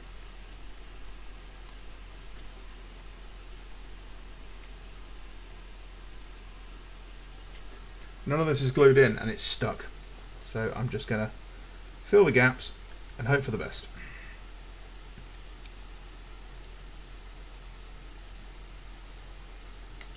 Time for spot welds.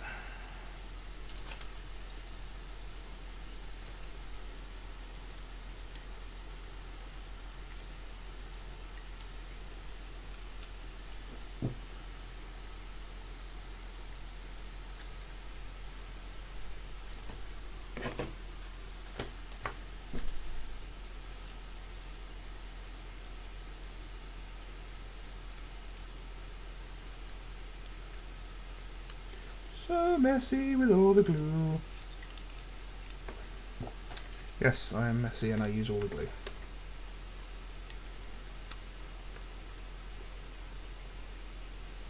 Let's go a bit further forward and slot into there. Like that.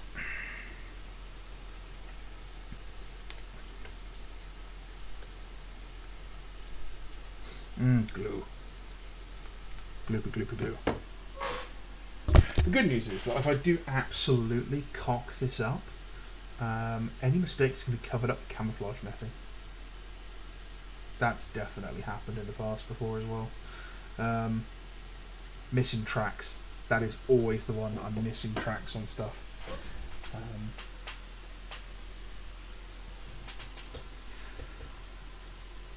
I mean, you're welcome for the content. It's not like I do much around here. I just try to put out stuff I think is interesting. It's difficult because a lot of the time I either don't have anything to do. Recording long form content like this, but if this was just a natural recorded video, is really quite difficult because of the editing afterwards.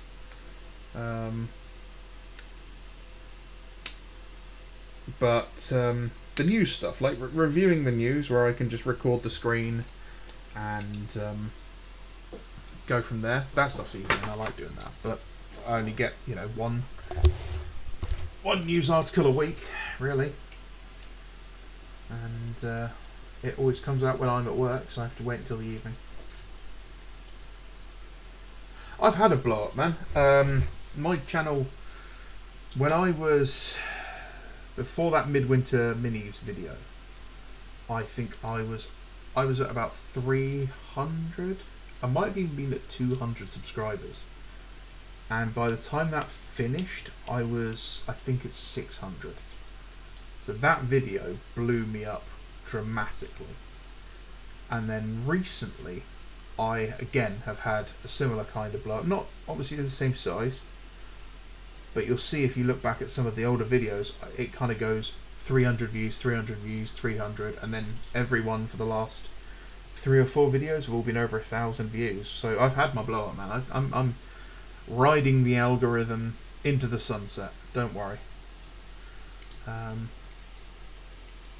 I don't think I'll ever be up there with like Mordy and Glory and stuff. I don't think I'm that interesting. I don't think I create enough interest. I'm definitely not Reddit friendly. Don't even get me started on Reddit. But yeah, I mean, I don't know. The salt community is small but bitter.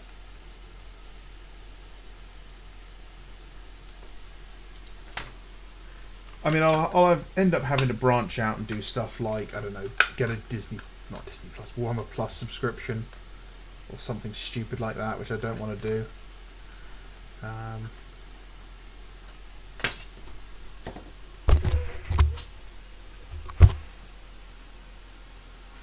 Feels like anyone with just a few alt accounts is never far away from having to pay for GW. Yeah, it certainly feels like that.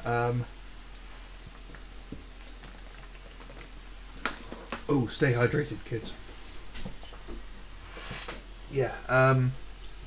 Apparently GW does have... Not GW, sorry, YouTube does have ways of detecting stuff like that. I work in IT and I can tell you that there is absolutely no way they can detect that. If the person doing it is smart enough.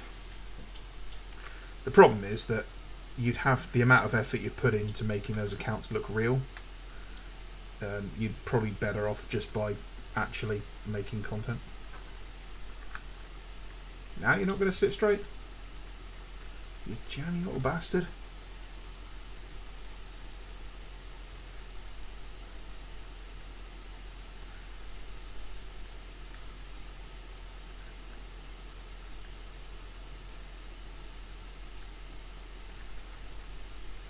That's awful.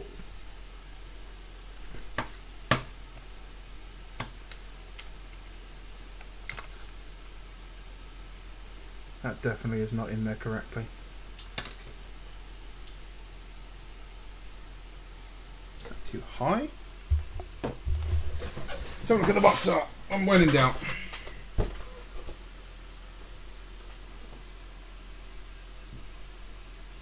Yeah. That should be further down. More like that.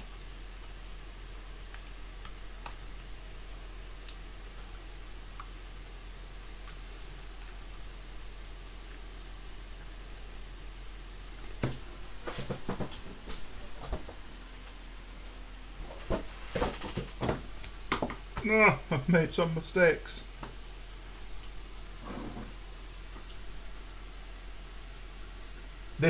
This is the worst GW kit I've ever put together.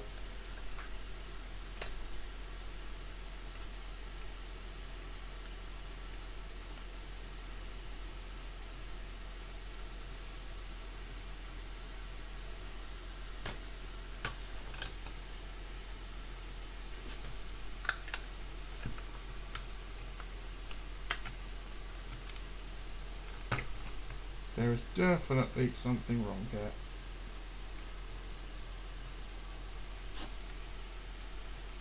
What's wrong is I shouldn't have put glue on here because I was absolutely 100% correct.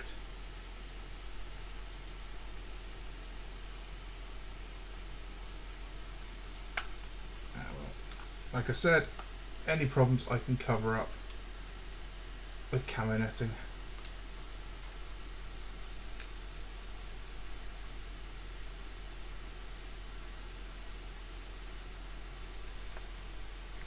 Doesn't look too bad, I suppose. I'm sure it'll be fine.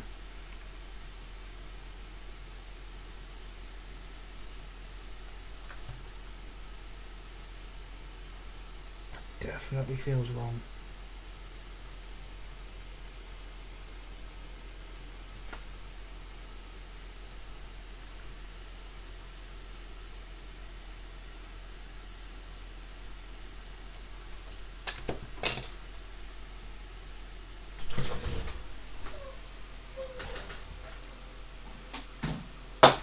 Whoops.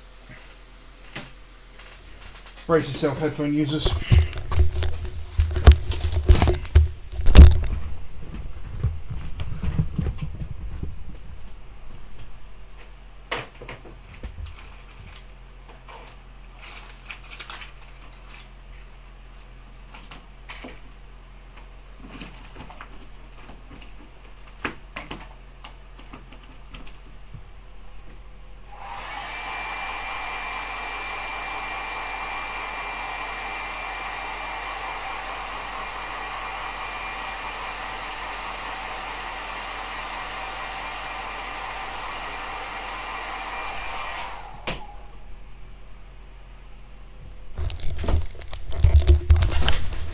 Because I absolutely want to be using a hairdryer when it's like 20 degrees. Melter guns, best way of killing tanks.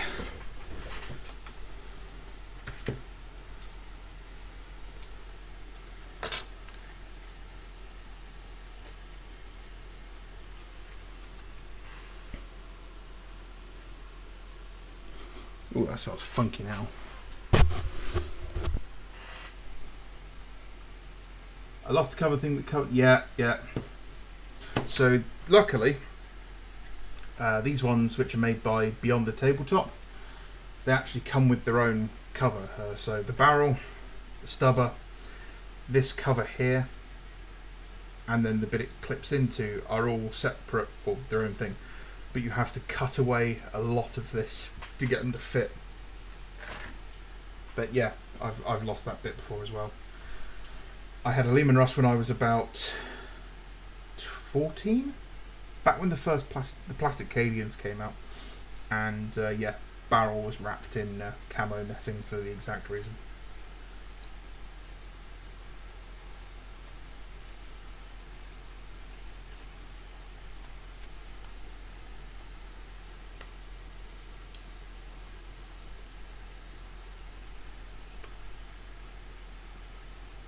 See, the best model I've ever built was the Forge World Contemptors. I love the Forge World Contemptors. The Forge World Contemptors make these plastic ones look like shit. Yeah, the plastic ones are nice because they're light and they're cheaper, but they're not really. But it's 1, 2, 3, 4, 5, 6, 7, 8, 9, 10, 11, 12, 13, 14, 15, 16, 17 bits. 17 bits to make a dreadnought. Much better. And the Death Guard one is the best one out of all of them.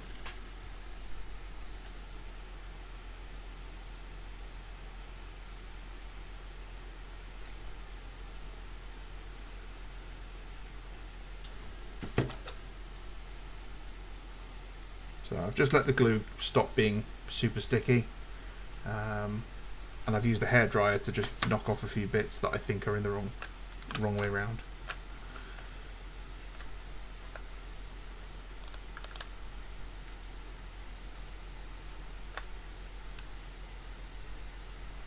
So I'm an idiot. This bit, so I was convinced that this bit here had to go into there. It's a little groove. But if we look at the work here, it is quite clearly visible in there. So it's obviously that's going to clip into something else.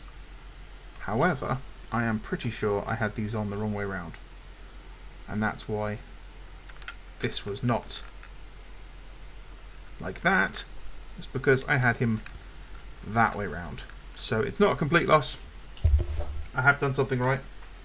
I'm only marginally retarded, Mum.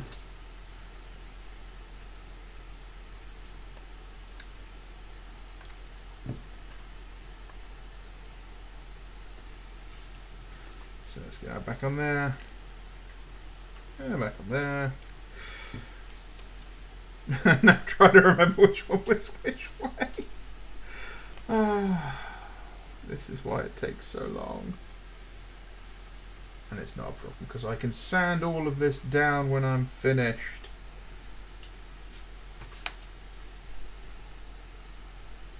So if you are not aware already, you can get yourself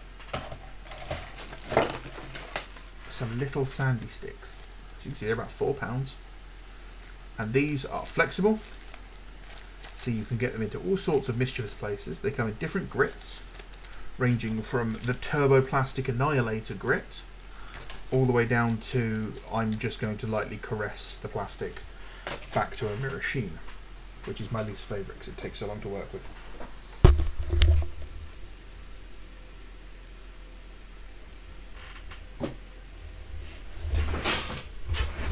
Oh dear.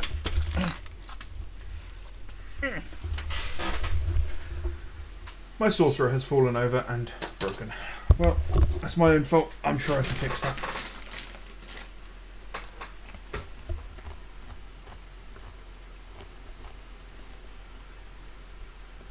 The worst spiky model is the Chaos Biker set. I have drawn blood building that kit because it's got loads of spikes along the edges. All down here. They always hurt.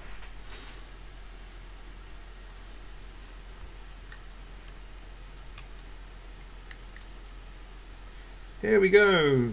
Second attempt at being absolutely clinically retarded.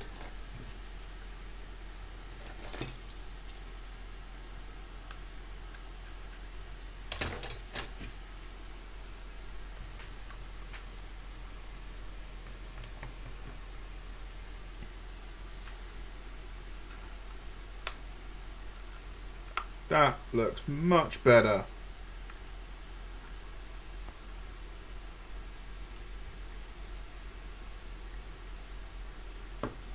See, if you read the instructions, it actually goes together quite easily.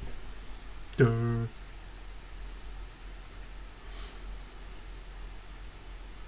The warping and horror stories are one of the reasons I've not ordered any things like Fire Raptors or Storm Eagles, despite really, really wanting some. So those will most definitely be waiting until they've got plastic releases. Part C19 and C20. Well, I'm going to assume those are the last two pieces on this sprue.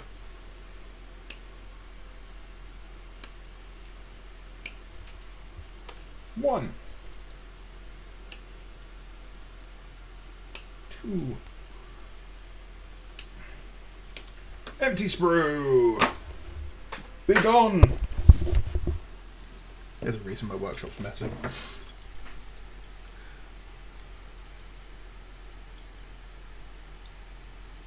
Well, we've been going for 2 hours now. I'm quite happy to keep going. It is only 2 o'clock in the morning. I have nothing to do tomorrow, so feel free to stick around, guys.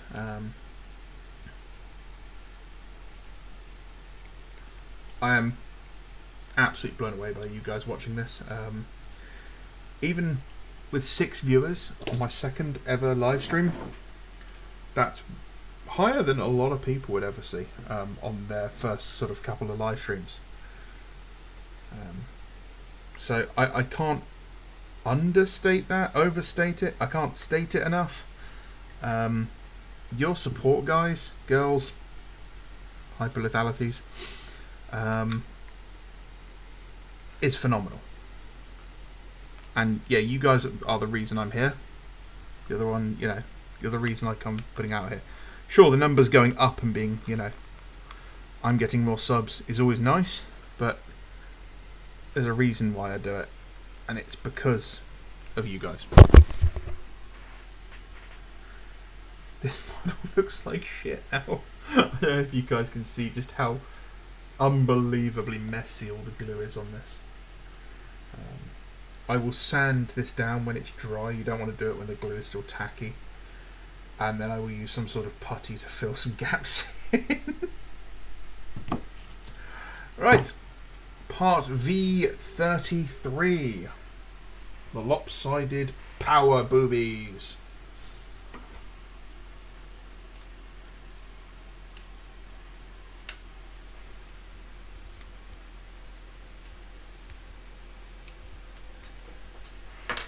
I need that bit, and I need the V34. 34-cylinder engine doesn't seem great, but hey, you know, each to their own. I also don't know anything about cars. Hate cars. Don't give a damn about cars.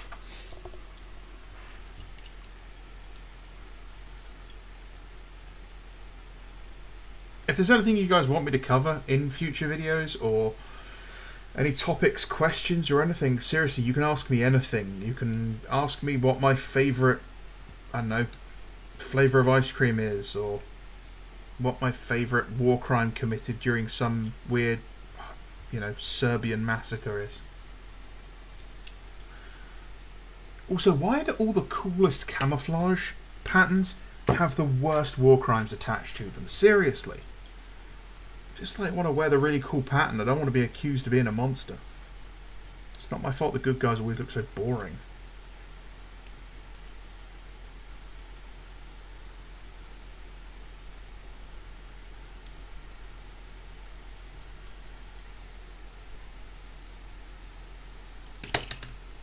But seriously, I will just keep talking. I do have autism and I will not shut up. I can't help myself. If I think I'm talking too much, I will then go, oh, maybe I can talk my way out of this. And the little voice in my head is screaming, shut up, but the connector that actually lets me stop isn't there.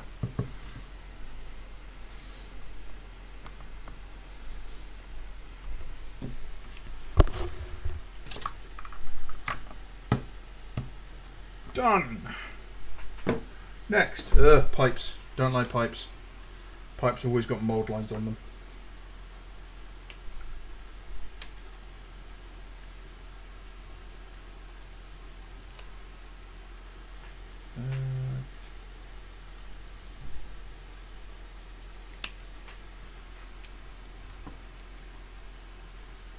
I'm thinking of doing the Dark Angels next. Or not next, but definitely in the near future. I've got some bits all put aside for a specific Dark Angels character, whose name escapes me right at this second. It's like Vizargo or something. It's got a bit of artwork. Oh dear, I've dropped something. What a pity. Yeah, there's a bit of artwork where he's got he's a librarian, and apparently he was on Terra. And he found out about, or he was one of Luther's lieutenants, and was at Terra and was like, actually, you know what, I think we've made the wrong decision. I don't think we should betray the Emperor. And his own men were like, that's a really good point, please step over here into this not suicide booth, and killed him. So I'm going to do a small Siege of Terra Dark Angels force, which will be led by him. Yeah, Vizargo. Oh, no, wrong one. Okay. I have so many just random pictures. See if I can get it actually appearing on screen.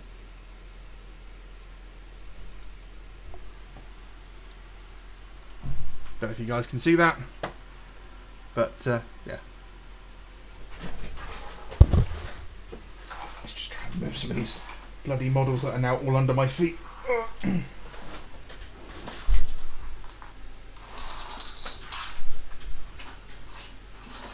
You know you have too many models when there's Forge World stuff on the floor and you're just like, oh, let's just sweep it out of the way. Oh dear. But yeah, that's the kit I want to, or the model I want to make. I've got all the parts. The only bit I'm missing are the legs. I've actually sculpted the head myself. I've got the old Dark Angels upgrade head and sculpted all the hood around it.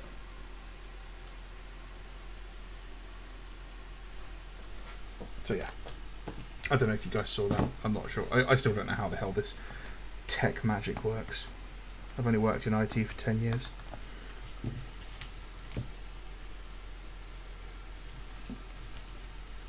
Oh yeah, the artwork on that's fantastic. The game is utter garbage.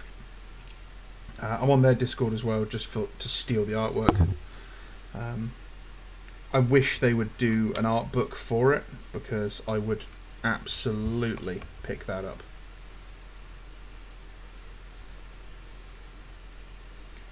Okay, so it's now the exhausts.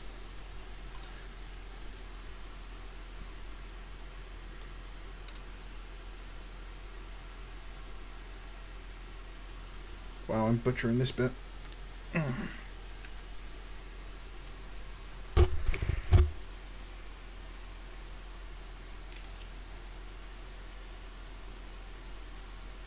Why is some of the exhaust short and some of them long? This doesn't make any sense. Why are there random sponson weapon bits on this sprue? Why are they not on the sponson weapon sprue?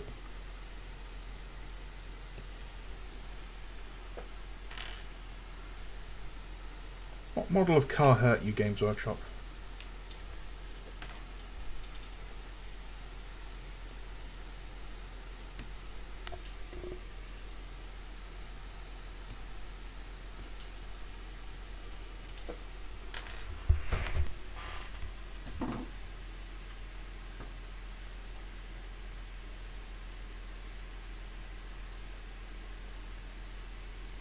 There's another bit of old Heresy art I'd love to make a conversion of, and it's a Death Guard soldier with a multi-melter, over-the-shoulder multi-melter, and he's shooting a Contemptor Dreadnought that's running at him, and it's like liquefying the Dreadnought.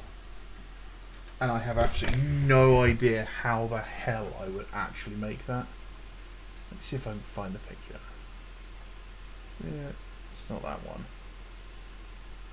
I have so many of these bits of art saved.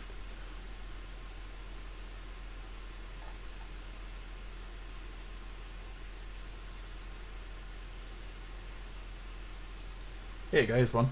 We were talking about pre-heresy stuff. That's what the old Terminators, what we used to make, look like.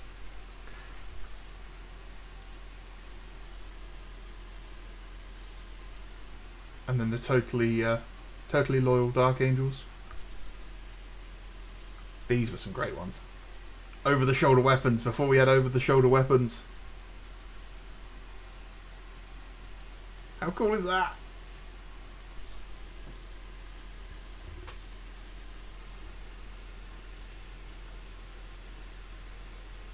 No, I don't think I've got this one saved. That's rather annoying.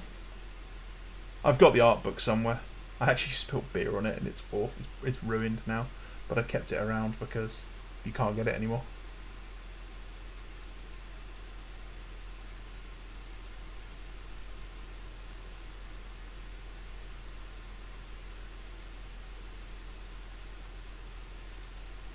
That's the artwork I was basing my Sons of Horus Veterans off.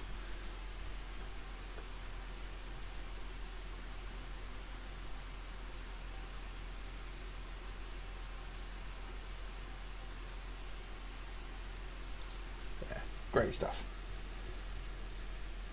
Anyway, let's get back to this. Yeah, Horus Heresy art book, limited to 2,000 copies, sold out in 20 minutes. Yeah, it was awful. They need to really deal with their scalping problem. It's a great problem to have from a business point of view.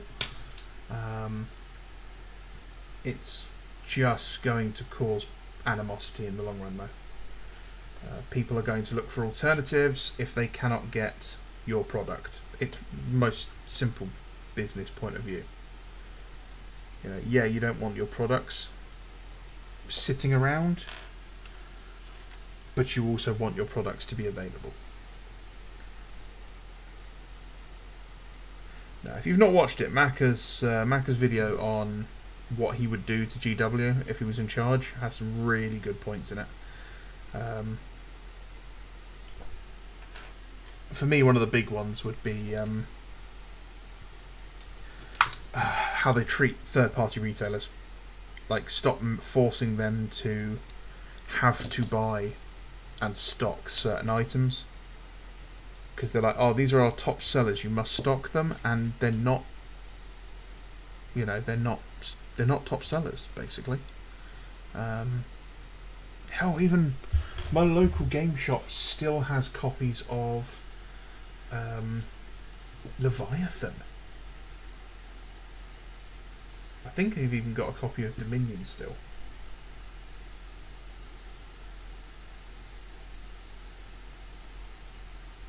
But could they get me a 2 packs of the Black Templars upgrades when they announced that was going to go away? Nope, not at all. Couldn't get me what I wanted. Can get me all the other crap.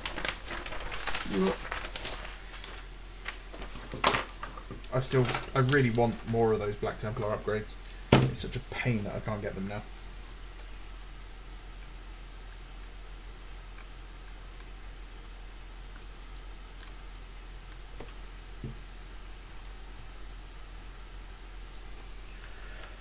Okay, short ones in the middle. Might as well clean these off first, actually. Yeah, they've all got them.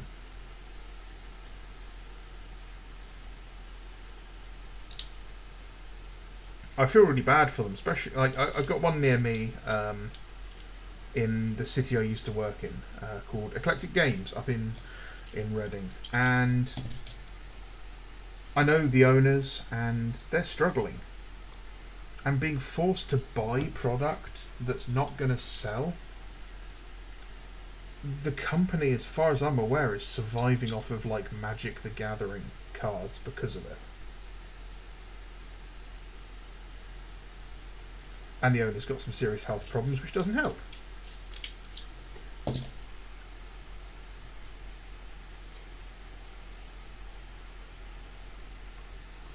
Yeah, it's hilarious to see the sheer level of discount some things get. I had a look at my Element Games thing earlier, and I picked up during their Black Friday sale. I got a copy of Age of Darkness and a copy of Eldritch Omens,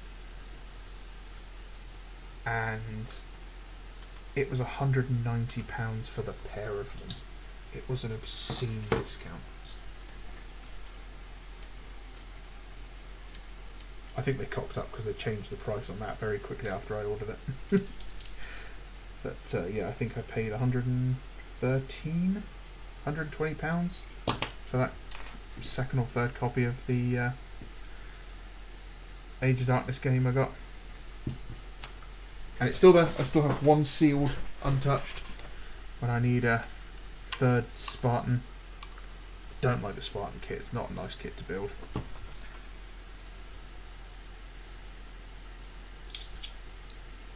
It's all the silly flat panel bits, you know, that you kind of have to either lie flat or, you know, like this bit was. Not a fan of those. So there we go. So we've got the gun left. Oops. I have the intro song to Evangelion stuck in my head. I haven't watched Neon Genesis Evangelion in probably 5-6 years. I don't know why it's stuck in my head. It's not even that good an anime.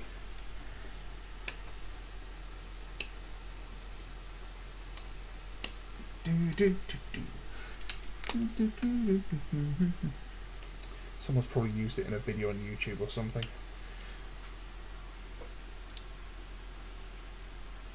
Yeah, game did. It was hilarious because they were also the only items in the store that were like locked up with padlocks, which tells you everything you need to know about our hobby. I used to work for Game too. I worked for Game when I came back from university, and it was probably the worst job I had. Second worst job I had. The worst job I ever had was working for Pizza Hut. I was the dishwasher at Pizza Hut. I lasted a month. And they didn't pay me. So I had to go chase them up for money. And when I chased them up, they were like, "We got a record of you being employed here." That was good fun. Not. I used to work at a supermarket, and on a Sunday I would finish at 12 o'clock. And then I'd have to walk to the other side of the town to go to the Pizza Hut and start at 1. I didn't get a lunch break. My lunch break was a several mile, sprint to get to my next job. I mean, it's an okay anime, but there's. So my thing with anime is that a lot of the time the stuff I like, it would have been good in any media it was made in. And the last 3 episodes or so, all of the characters get loads of character development, but they have no character development for the rest of the show before it. I can't even remember the ginger girl's name. That's how not impactful she was on me.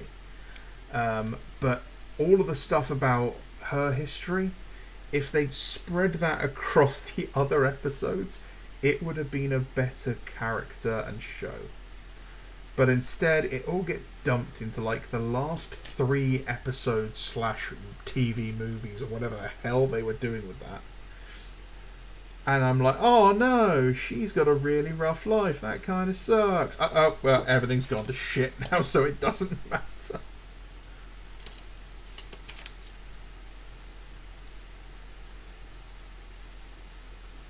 But it also confirms one thing that I hold deeply and I know to be true.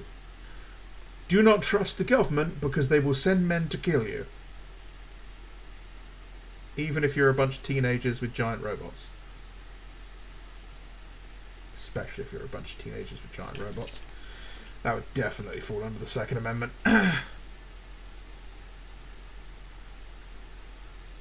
What Muppet decided this would be a 3-part piece? Seriously?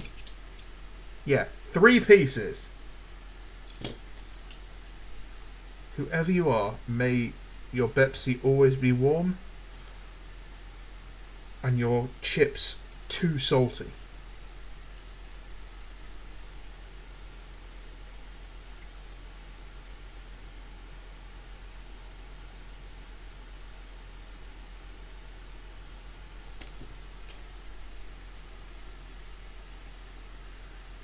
But yeah, game stocking GW stuff. They were desperate to try and make more money. When I worked for them, it was all secondhand stuff. You had to push secondhand because they get 100% of the profits off secondhand stuff. The games industry's margins are tiny. That's the problem for the retailers.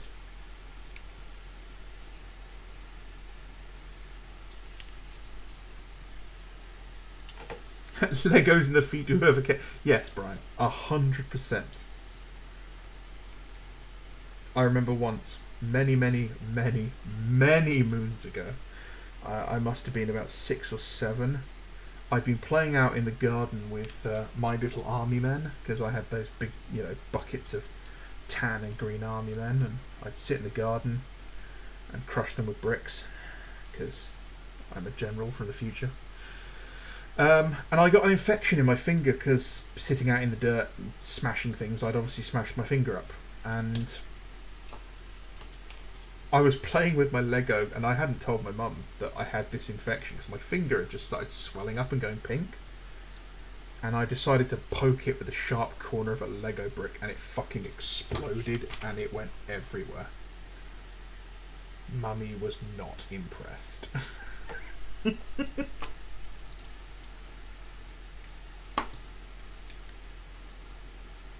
See, that bit's not too bad. But this bit's fucking awful. Yeah, I mean, I get... Hey, you can be a fan of it. That's not a problem. Go for, good for you.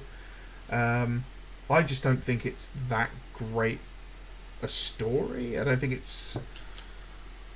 I'm gonna make a lot of angry nerds right now. It's like Lord of the Rings. Tolkien is a phenomenal world builder, but I don't think he was a very good writer in the sense that he's not a very good storyteller. Because, the whole sort of mundane storytelling stuff was not very good in both of those projects. For most of the Two Towers book, I honestly thought they were walking in a straight line, like just along a road.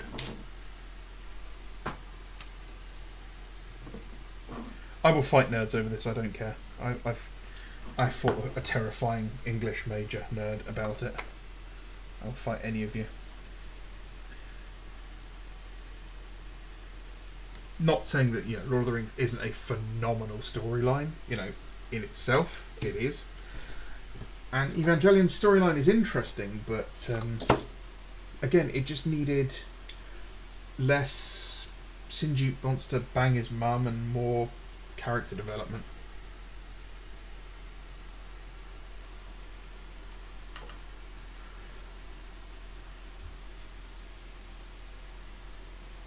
Oh, don't get me started on A Song of Ice and Fire and Game of Thrones. That's just second-rate Lord of the Rings. I also can't read it because as soon as I get to one of the, like, any of the multitude of sex scenes, all I can see is George R.R. Martin cosplaying as both characters. So a very good friend of mine read The Hobbit as a kid. He used to read it religiously. And it wasn't until we went to see the Hobbit movie, he was like, I always thought Fili and Kili were girls.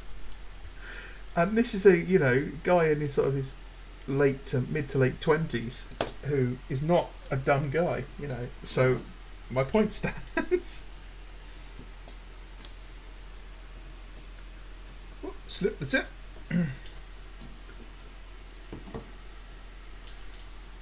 Tiny, tiny cables. Do, do, do, do, do, do.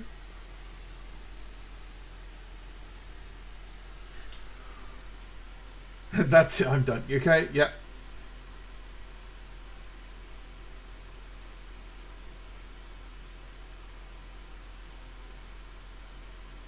You fought a 250 kilogram sea lion on close combat today. After that, I feel like I can fight anything. Well, buddy, that was the warm-up. I've got at least 50 kilos on that sea lion, so let's go.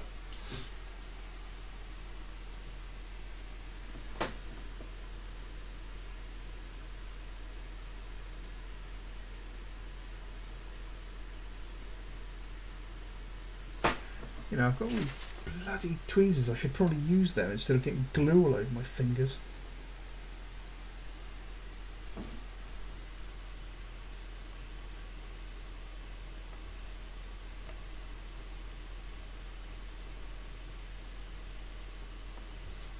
But I do like things like Ghost in the Shell and Appleseed.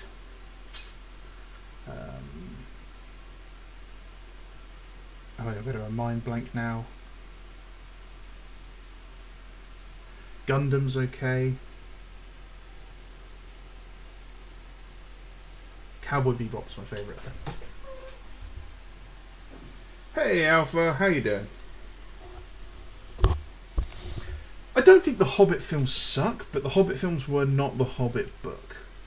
I watched the Hobbit recently, and there are definitely parts of it that are problematic.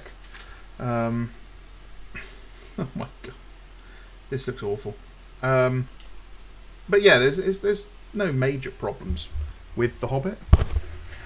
Have I seen Metropolis? Do you mean the 1923 black and white movie that was one of Hitler's favourite movies? Because no, I haven't. I mean, I want to. I've seen bits of it.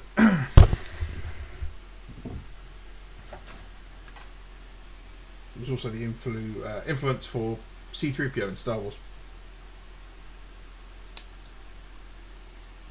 Do you know the ironic thing is, if Hitler had survived World War II, he actually probably would have really liked Star Wars because he loved Metropolis and science fiction. That's done. Don't need that. Ugh.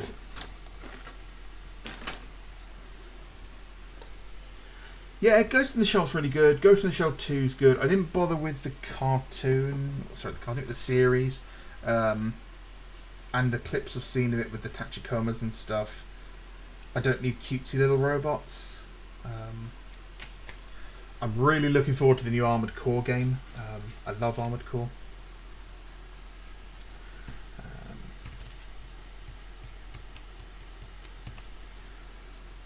Oh, come on, I've built enough Spartans, I should be able to build this, no problem.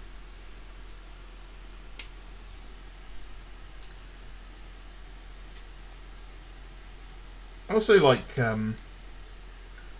all the Studio Ghibli stuff's really good. I watched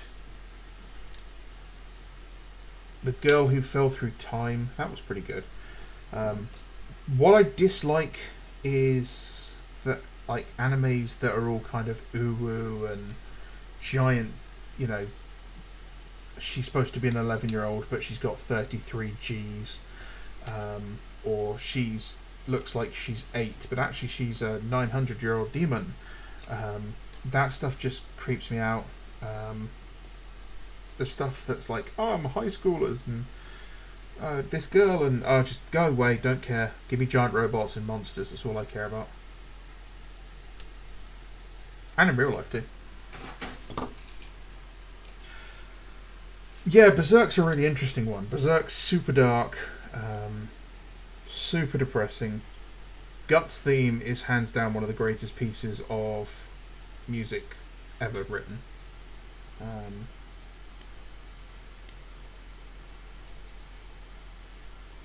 And I will probably have that played at my funeral. Hey Gajira, how you doing?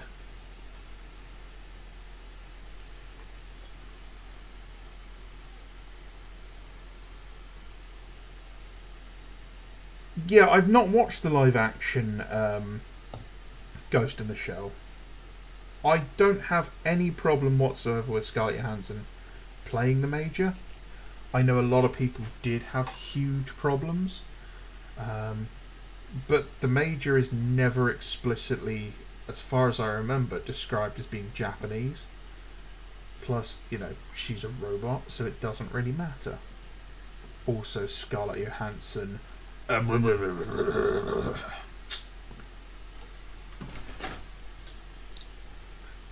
Have you seen Gundam Bando? No, I've only watched whatever the Gundam is that's on Netflix. It's in Japanese. The really old 1970s one, where like the kid's dad gets flushed out into space. That's about all I've actually watched of Gundam. I've always wanted to watch more of it, but no one can ever tell me where's a good place to start. And just to trigger the rest of you nerds, I can't stand subtitles on anime. I love subtitles in like foreign films, but yeah, cartoons I'd much rather watch in a dub.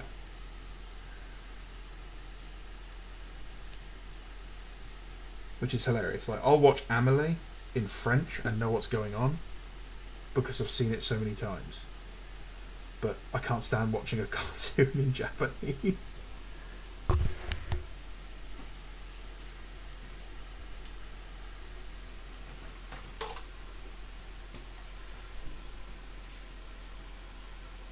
Yeah, it's always good when you get something, you start reading something that just clicks. For me, the last book like that was The Martian. I'd seen the trailer for the film. I'd not watched the film yet, so I thought, oh, I'll read the book because, you know, read the book before you see the film. And I started reading, and next thing I know, it's like 6 o'clock in the morning, and I put the book down, and it's finished. And I was just like, wow, that's quite possibly the best book I've ever read. And it was really good. I think the only other book that's really had that sort of effect on me was the original Dune by Frank Herbert. I mean, I've read other books, obviously, and I enjoy other books, but those two books really were the ones that were sort of read them almost religiously. My favourite series of books, however, is still the X-Wing series by Michael Stackpole and Aaron Alston, which were quintessentially the best Star Wars expanded universe stuff outside of the Thrawn trilogy.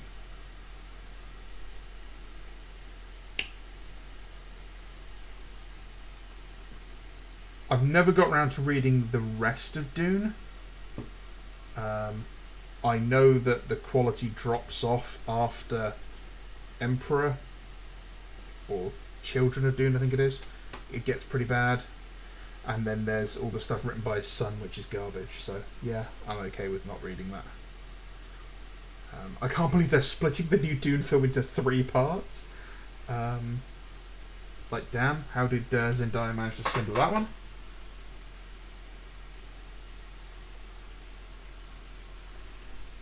But yeah, Spooky, go to see it with your dad. That's really cool. If I can give you guys the only piece of advice, if you take anything I've said away tonight, spend more time with your dad. Go talk to him. Take him out for dinner. Just, yeah, it's something that I've really been trying to do in the last couple of years. But it's really important. I don't think people really quite understand how important that is. Oh, it goes yeah, Dune goes places. Dune goes all sorts of weird places, like giant worm person and religious wars, multiple religious wars, and yeah, it's like, I'm going to unite the galaxy. Oh God, it's all going wrong.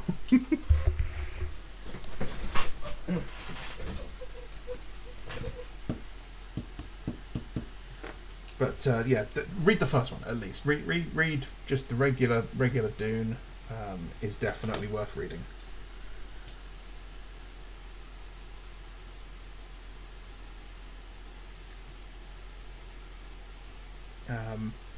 I've got a copy of John Carter and the Princess of Mars that I want to read. I love John Carter, the movie. I remember watching it in the cinema and seeing the visual effects and saying to my friend, "Hey, if this is what we're getting, like this is Disney doing sci-fi, I think Disney's going to be fine running Star Wars." Man, was I wrong. A lot of people hate it. I actually really, really like John Carter as a story. My sister loved it as well, and then she was like, "I hear it's a book." I'm like, "Yes, it's a book. I've got a copy of it. Would you like to read it?" "Yeah, that'd be great." So I gave her this copy of the book. And about 25 minutes later, she kicks my door in, throws the book back at me and goes, "Well, that was shit." Because the book and the movie are very different. In fact, the book starts with like the phrase, "Terence was a good house N-word." So yeah, it was written in the 1800s, just after the Civil War, at the same time Tarzan was written. It's not aged well. Much like a lot of the Lovecraft stuff. If you read that, that has definitely got a certain period language to it. If you can get past that and appreciate the story for what it is, they're really good. But yeah, he drops some hard R's in those books. Which way around do these go then? That way.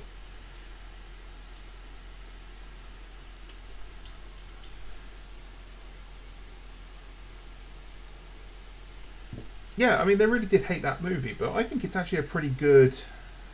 My dad calls them ho-ho have it you movies. And they're very sort of like the 1930s Errol Flynn matinee kind of movies. Actually, the 1939 Robin Hood, just Robin Hood, Adventures of Robin Hood with Errol Flynn, is another absolutely phenomenal movie in Technicolor. Yeah, I can't remember which book it is. But the Lovecraft book where he's got the castle and he keeps hearing the rats in the walls, and then he goes into the basement and finds that there is some sort of weird stable for people or something, and that they've been feeding people throughout history to some darkness under the castle, was really messed up. I mean, good, but messed up.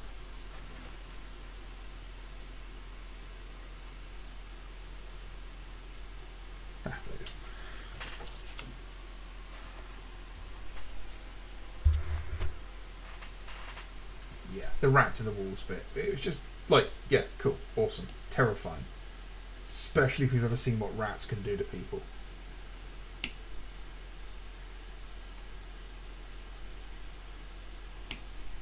It was one of the worst parts in the 1984, right at the end, when he's in room 101 and they're threatening to have rats eat his eyes and ears and face and stuff. It's just...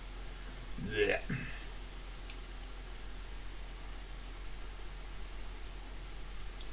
Not very nice at all. And if you've never read 1984, do yourself a favour and read that. It's not just a meme. Yeah, I mean, there's 3 books that I should get school children to read. It's 1984, Brave New World, and Fahrenheit 451. All 3 of those should be like compulsory reading nowadays, because once you've read them and absorbed them properly, you can't look at modern day life anymore. Like, you don't look at it the same. You start noticing things that are in those books that we do every single day, and you're like, oh, that's a little creepy.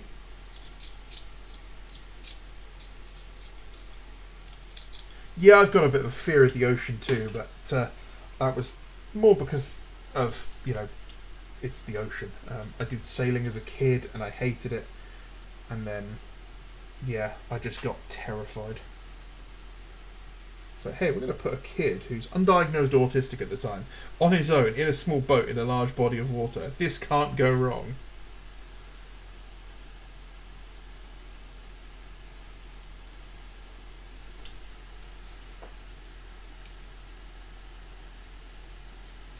Spoiler alert, it went wrong. I'm sorry, I'm probably triggering a lot of people by not magnetising my my sponsored weapons, but I've actually gone off magnetising stuff. I prefer actually just doing it the old-fashioned way now. Just have one set. If I want a different setup, I'll build a different kit. That'd be why it's not working. It's because it's on the wrong way round. Nah. God, I'm stupid.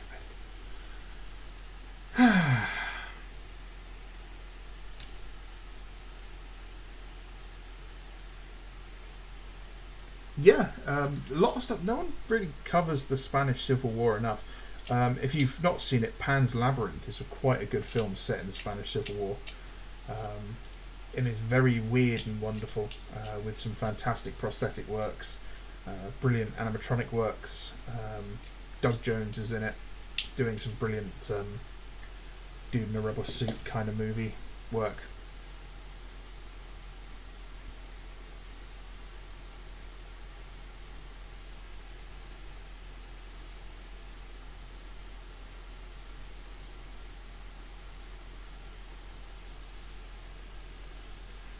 No, it is the right piece.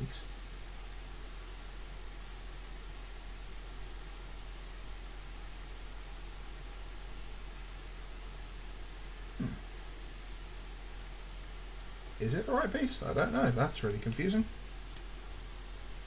No, it's not. You're in the middle of a fjord. Okay, that's cool. Don't get wet. So, here's a funny thing about the fjords. There is a cruise ship, a civilian liner that was sunk during the Second World War out that way. The Germans claimed was smuggling weapons, which is why they sunk it. The Allies said no, it was an aid liner or civilian liner. And they found it a couple of years back. And I think it was the Swedish military turned up almost instantly, as if they already knew where it was. And then the Swedish military's units for dealing with nuclear weapons turned up, which is really interesting.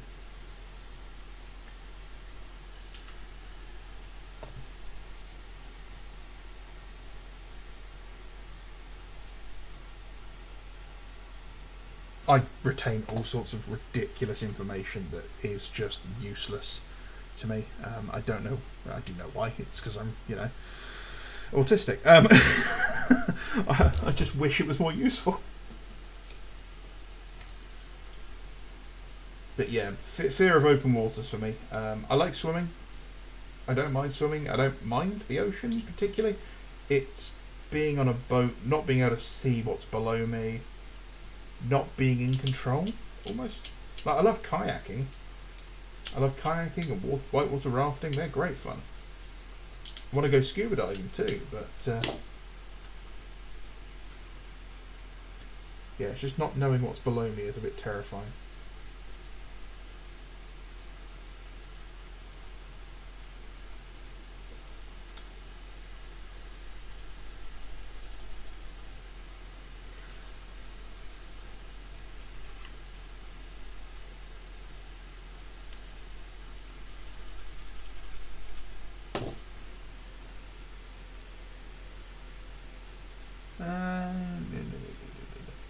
Lovecraft-inspired Bloodborne, which is my favourite. I've not played Bloodborne.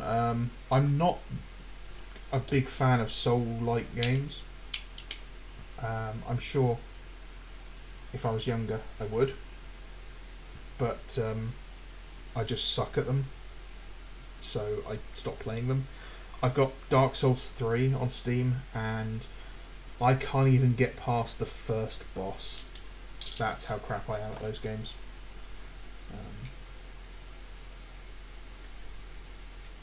But as I said, I am super looking forward to the new Armored Core. So I'm not, I'm not a complete novice when it comes to From Software games.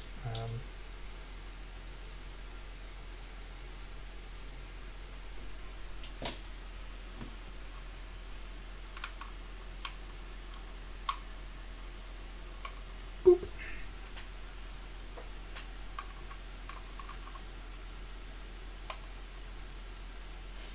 There we go. Sponson's done. Sponson's sponsored.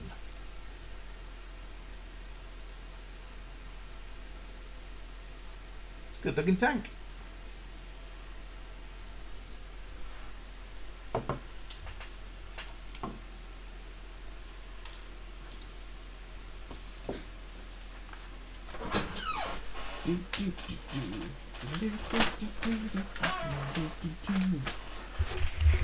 I need to get myself an intro for my channel for the videos, and someone told me I should look on merchandising. I have no idea about any of that. Am I going to put the crow's weapon on the top there? I think I have to. It looks like it's part of the kit anyway. So, back to this one.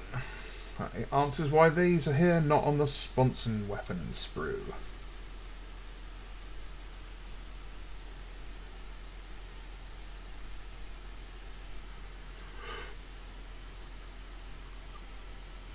Oh, that's horrible. The idea of a swimming pool being open to the ocean on a boat. No, God, I would have killed your brother. Or your cousin, sorry. No thanks. I'm okay on big boats because I know that I can trick myself into thinking that it's not a boat. One of my favourite stories about being on a boat is I was on the ferry going to France, and there are some steps down from sort of the food court area, the cafeteria, whatever you call it, and it was rocking quite heavily because, you know, it was a rough sea. And yeah, basically what happened was I took a step off the top step, which is about 6 foot to the ground, and I slipped, and the boat moved, and then I stepped onto the ground, and I completely bypassed the entire staircase, which made my body kind of stop for a moment and have to take a breather to figure out what just happened. My little sister went on a cruise. She got taken by my grandmother's employer. My grandmother used to be a carer for a very elderly, rich lady. And they went on a cruise, all three of them. My little sister, being about 6 or 7 at the time, didn't understand the rules and basically ran up like a £6,000 bill in their room, because she just kept walking around going like, yeah, this is on room 7 or something, and they were like, yep, sounds good to me. So she was going for massages, she was getting all this food, she was getting stuff from the gift shop, she was getting a haircut, the works.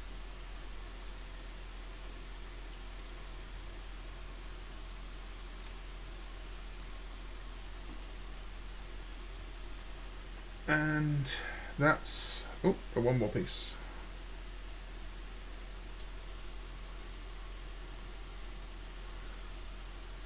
Another empty sprue. Be gone! Okay, so heavy bolter. Her bolters. How hard would it have been for Games Workshop to have given heavy bolters for the Primaris Marine? Seriously. What muppet gave them stubbers?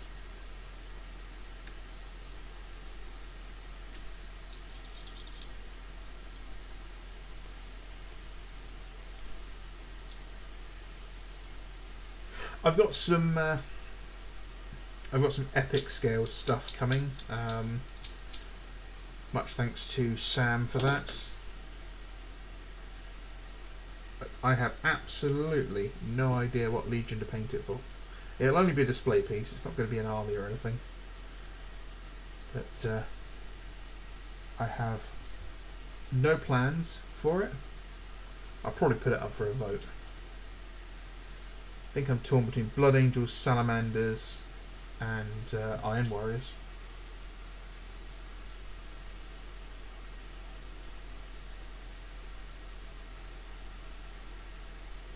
Come on, there we go.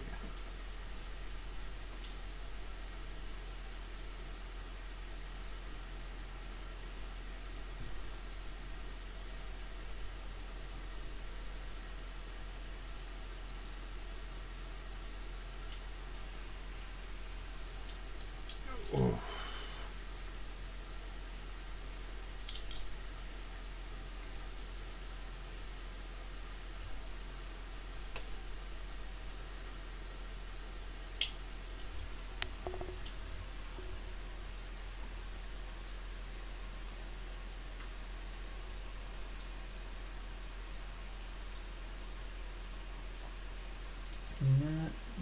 Nothing to talk about there. That's good.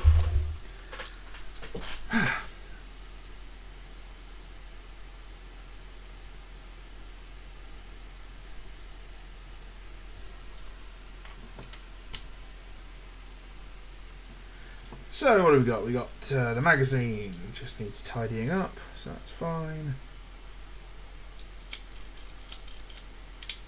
I think a lot of these plastic vehicle kits are really good. I'm worried that the Mars patterns are all going to go away. I like a lot of the Mars pattern stuff. It's chunky, it's iconic, it's been there forever. It's like the Imperium, really. But yeah, Games Workshop will get rid of it eventually.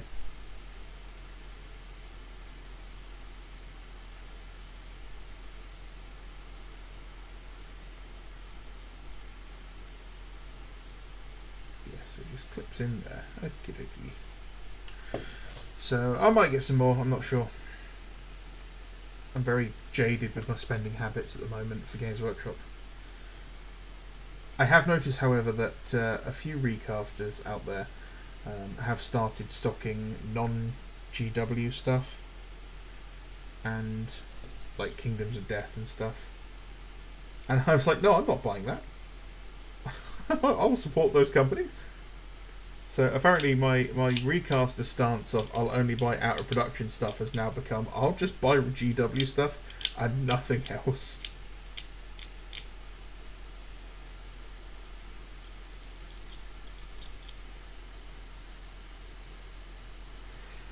Yeah, it's going to be interesting because, like, you know, as you said, they're all just the same coloured Legion, basically. That's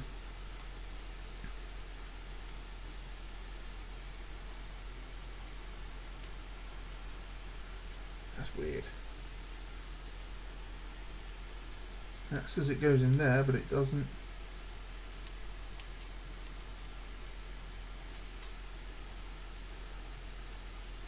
Yeah, I don't know. It's going to be how you paint it, the secondary colours you use. I think a lot of it's going to be down to how you paint it, basically. Like, so Dark Angels, for example, yeah, it's all going to be black, but then all the crests, the banners, shoulder pad trim, you're just going to have to do a nice bright red, and that'll be your, you know, thing. And then decals of banners, that sort of thing, and on vehicles. Your Raven Guard, you're just going to have to do them black and white. Then Iron Hands is going to be like a really dark metallic, maybe with some green in there.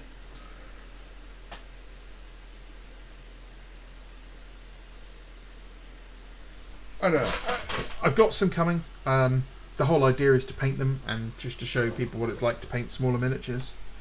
It's been a very long time. I think it was... Oh, it would have been... It was the Epic with the Blood Angel with the sort of white panthery fur and the giant plasma gun. That was the last time I painted anything to do with Epic. And then I think it was only a Lehman Russ or something. Wasn't much, I remember that. Couldn't convince anyone else to get into Epic.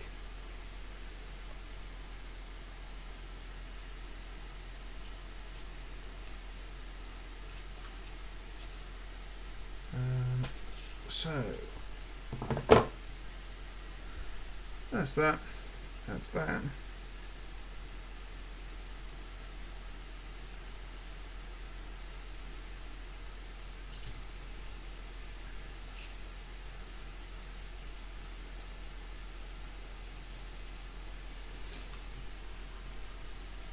Yeah, I don't know. I doubt I'll get the Epic box. I think there's just other things I want to spend the money on. You know, it's going to be probably the best part of £150. So doing checker patterns on smaller miniatures is actually a lot easier than you think it would be.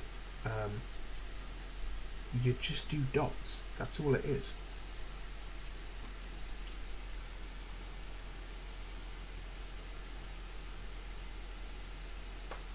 Yeah, it's just dots. That's all it is.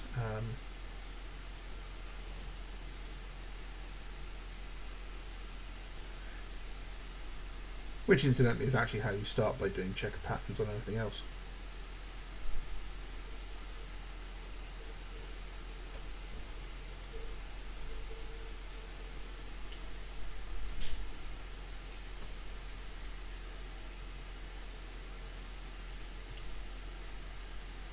Yeah, it's just less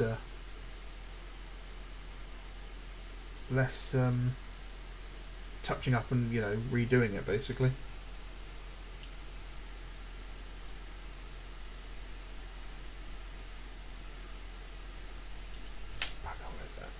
Get rid of that there.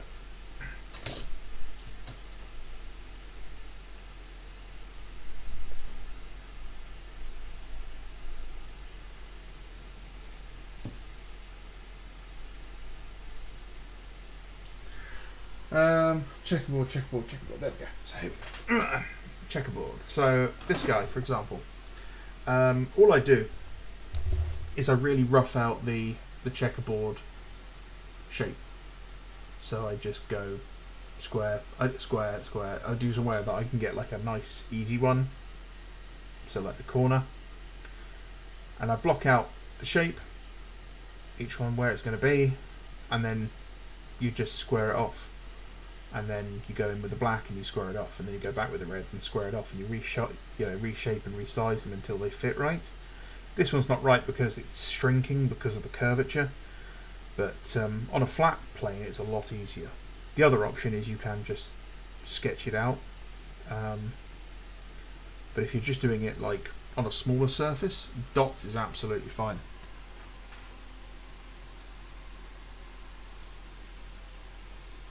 And then you do stuff like checkerboarding, which is, you just start putting stuff in like odds and evens. I've got all sorts of checkerboard patterns on some of my models.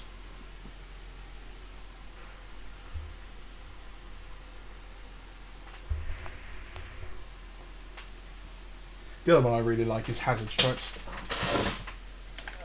Where is he? Oh, he's not there. Yeah, I like the old second edition Hazard Stripes on the back of the Power Fist. That looks really cool. Yeah, Brian, I think they will. I think we'll get a good couple of weeks releases. I think we'll get the big box set. They'll milk that for a while. Then we'll get... It's going to be done in like sections. So instead of being like I'm buying a tactical squad, you're going to be buying it as like an infantry section. So it'll be 25, 30 tactical marines and some assault marines and some command squads and some devastators, and that'll all be spread across, a couple of sprues this big. So you'll have a box that's about this big with, say, 60 space marines in it or something. So they'll have those, they'll separate those out from the big box. You'll get the tanks, you'll get the dreadnoughts, but the problem is that it's not like 40k or 30k. You can't really do without.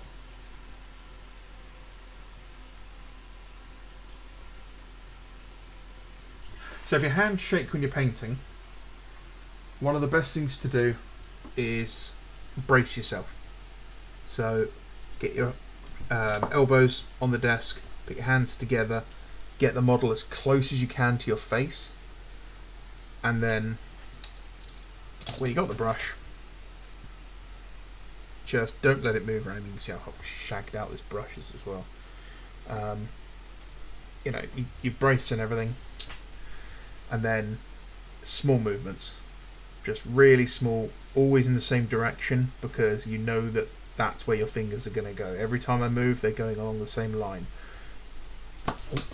You don't want to hold the brush at a longer angle because you'll have less control. You also don't want to be too close because, again, it's actually larger movements because you're having to move in a different way. So get that. Also, you can brace your finger against the brush like that to do it. But yeah, just brace yourself. The other thing that a lot of people don't talk about is don't forget to breathe. It's a really dumb thing to say, but when you hold a model this close and you're trying to paint details, I see so many people do it. They hold their breath like they're taking a 2-mile long sniper shot. You don't want to do that because that causes your body to start getting really stressed out and shaky.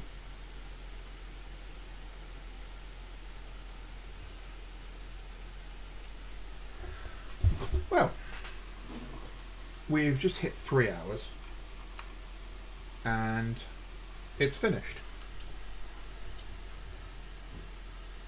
I don't think I'm going to add anything else to this model apart from some camo netting at some point, but I will do that once I have tidied it up and I've gap filled and I have got rid of all this gunky damage.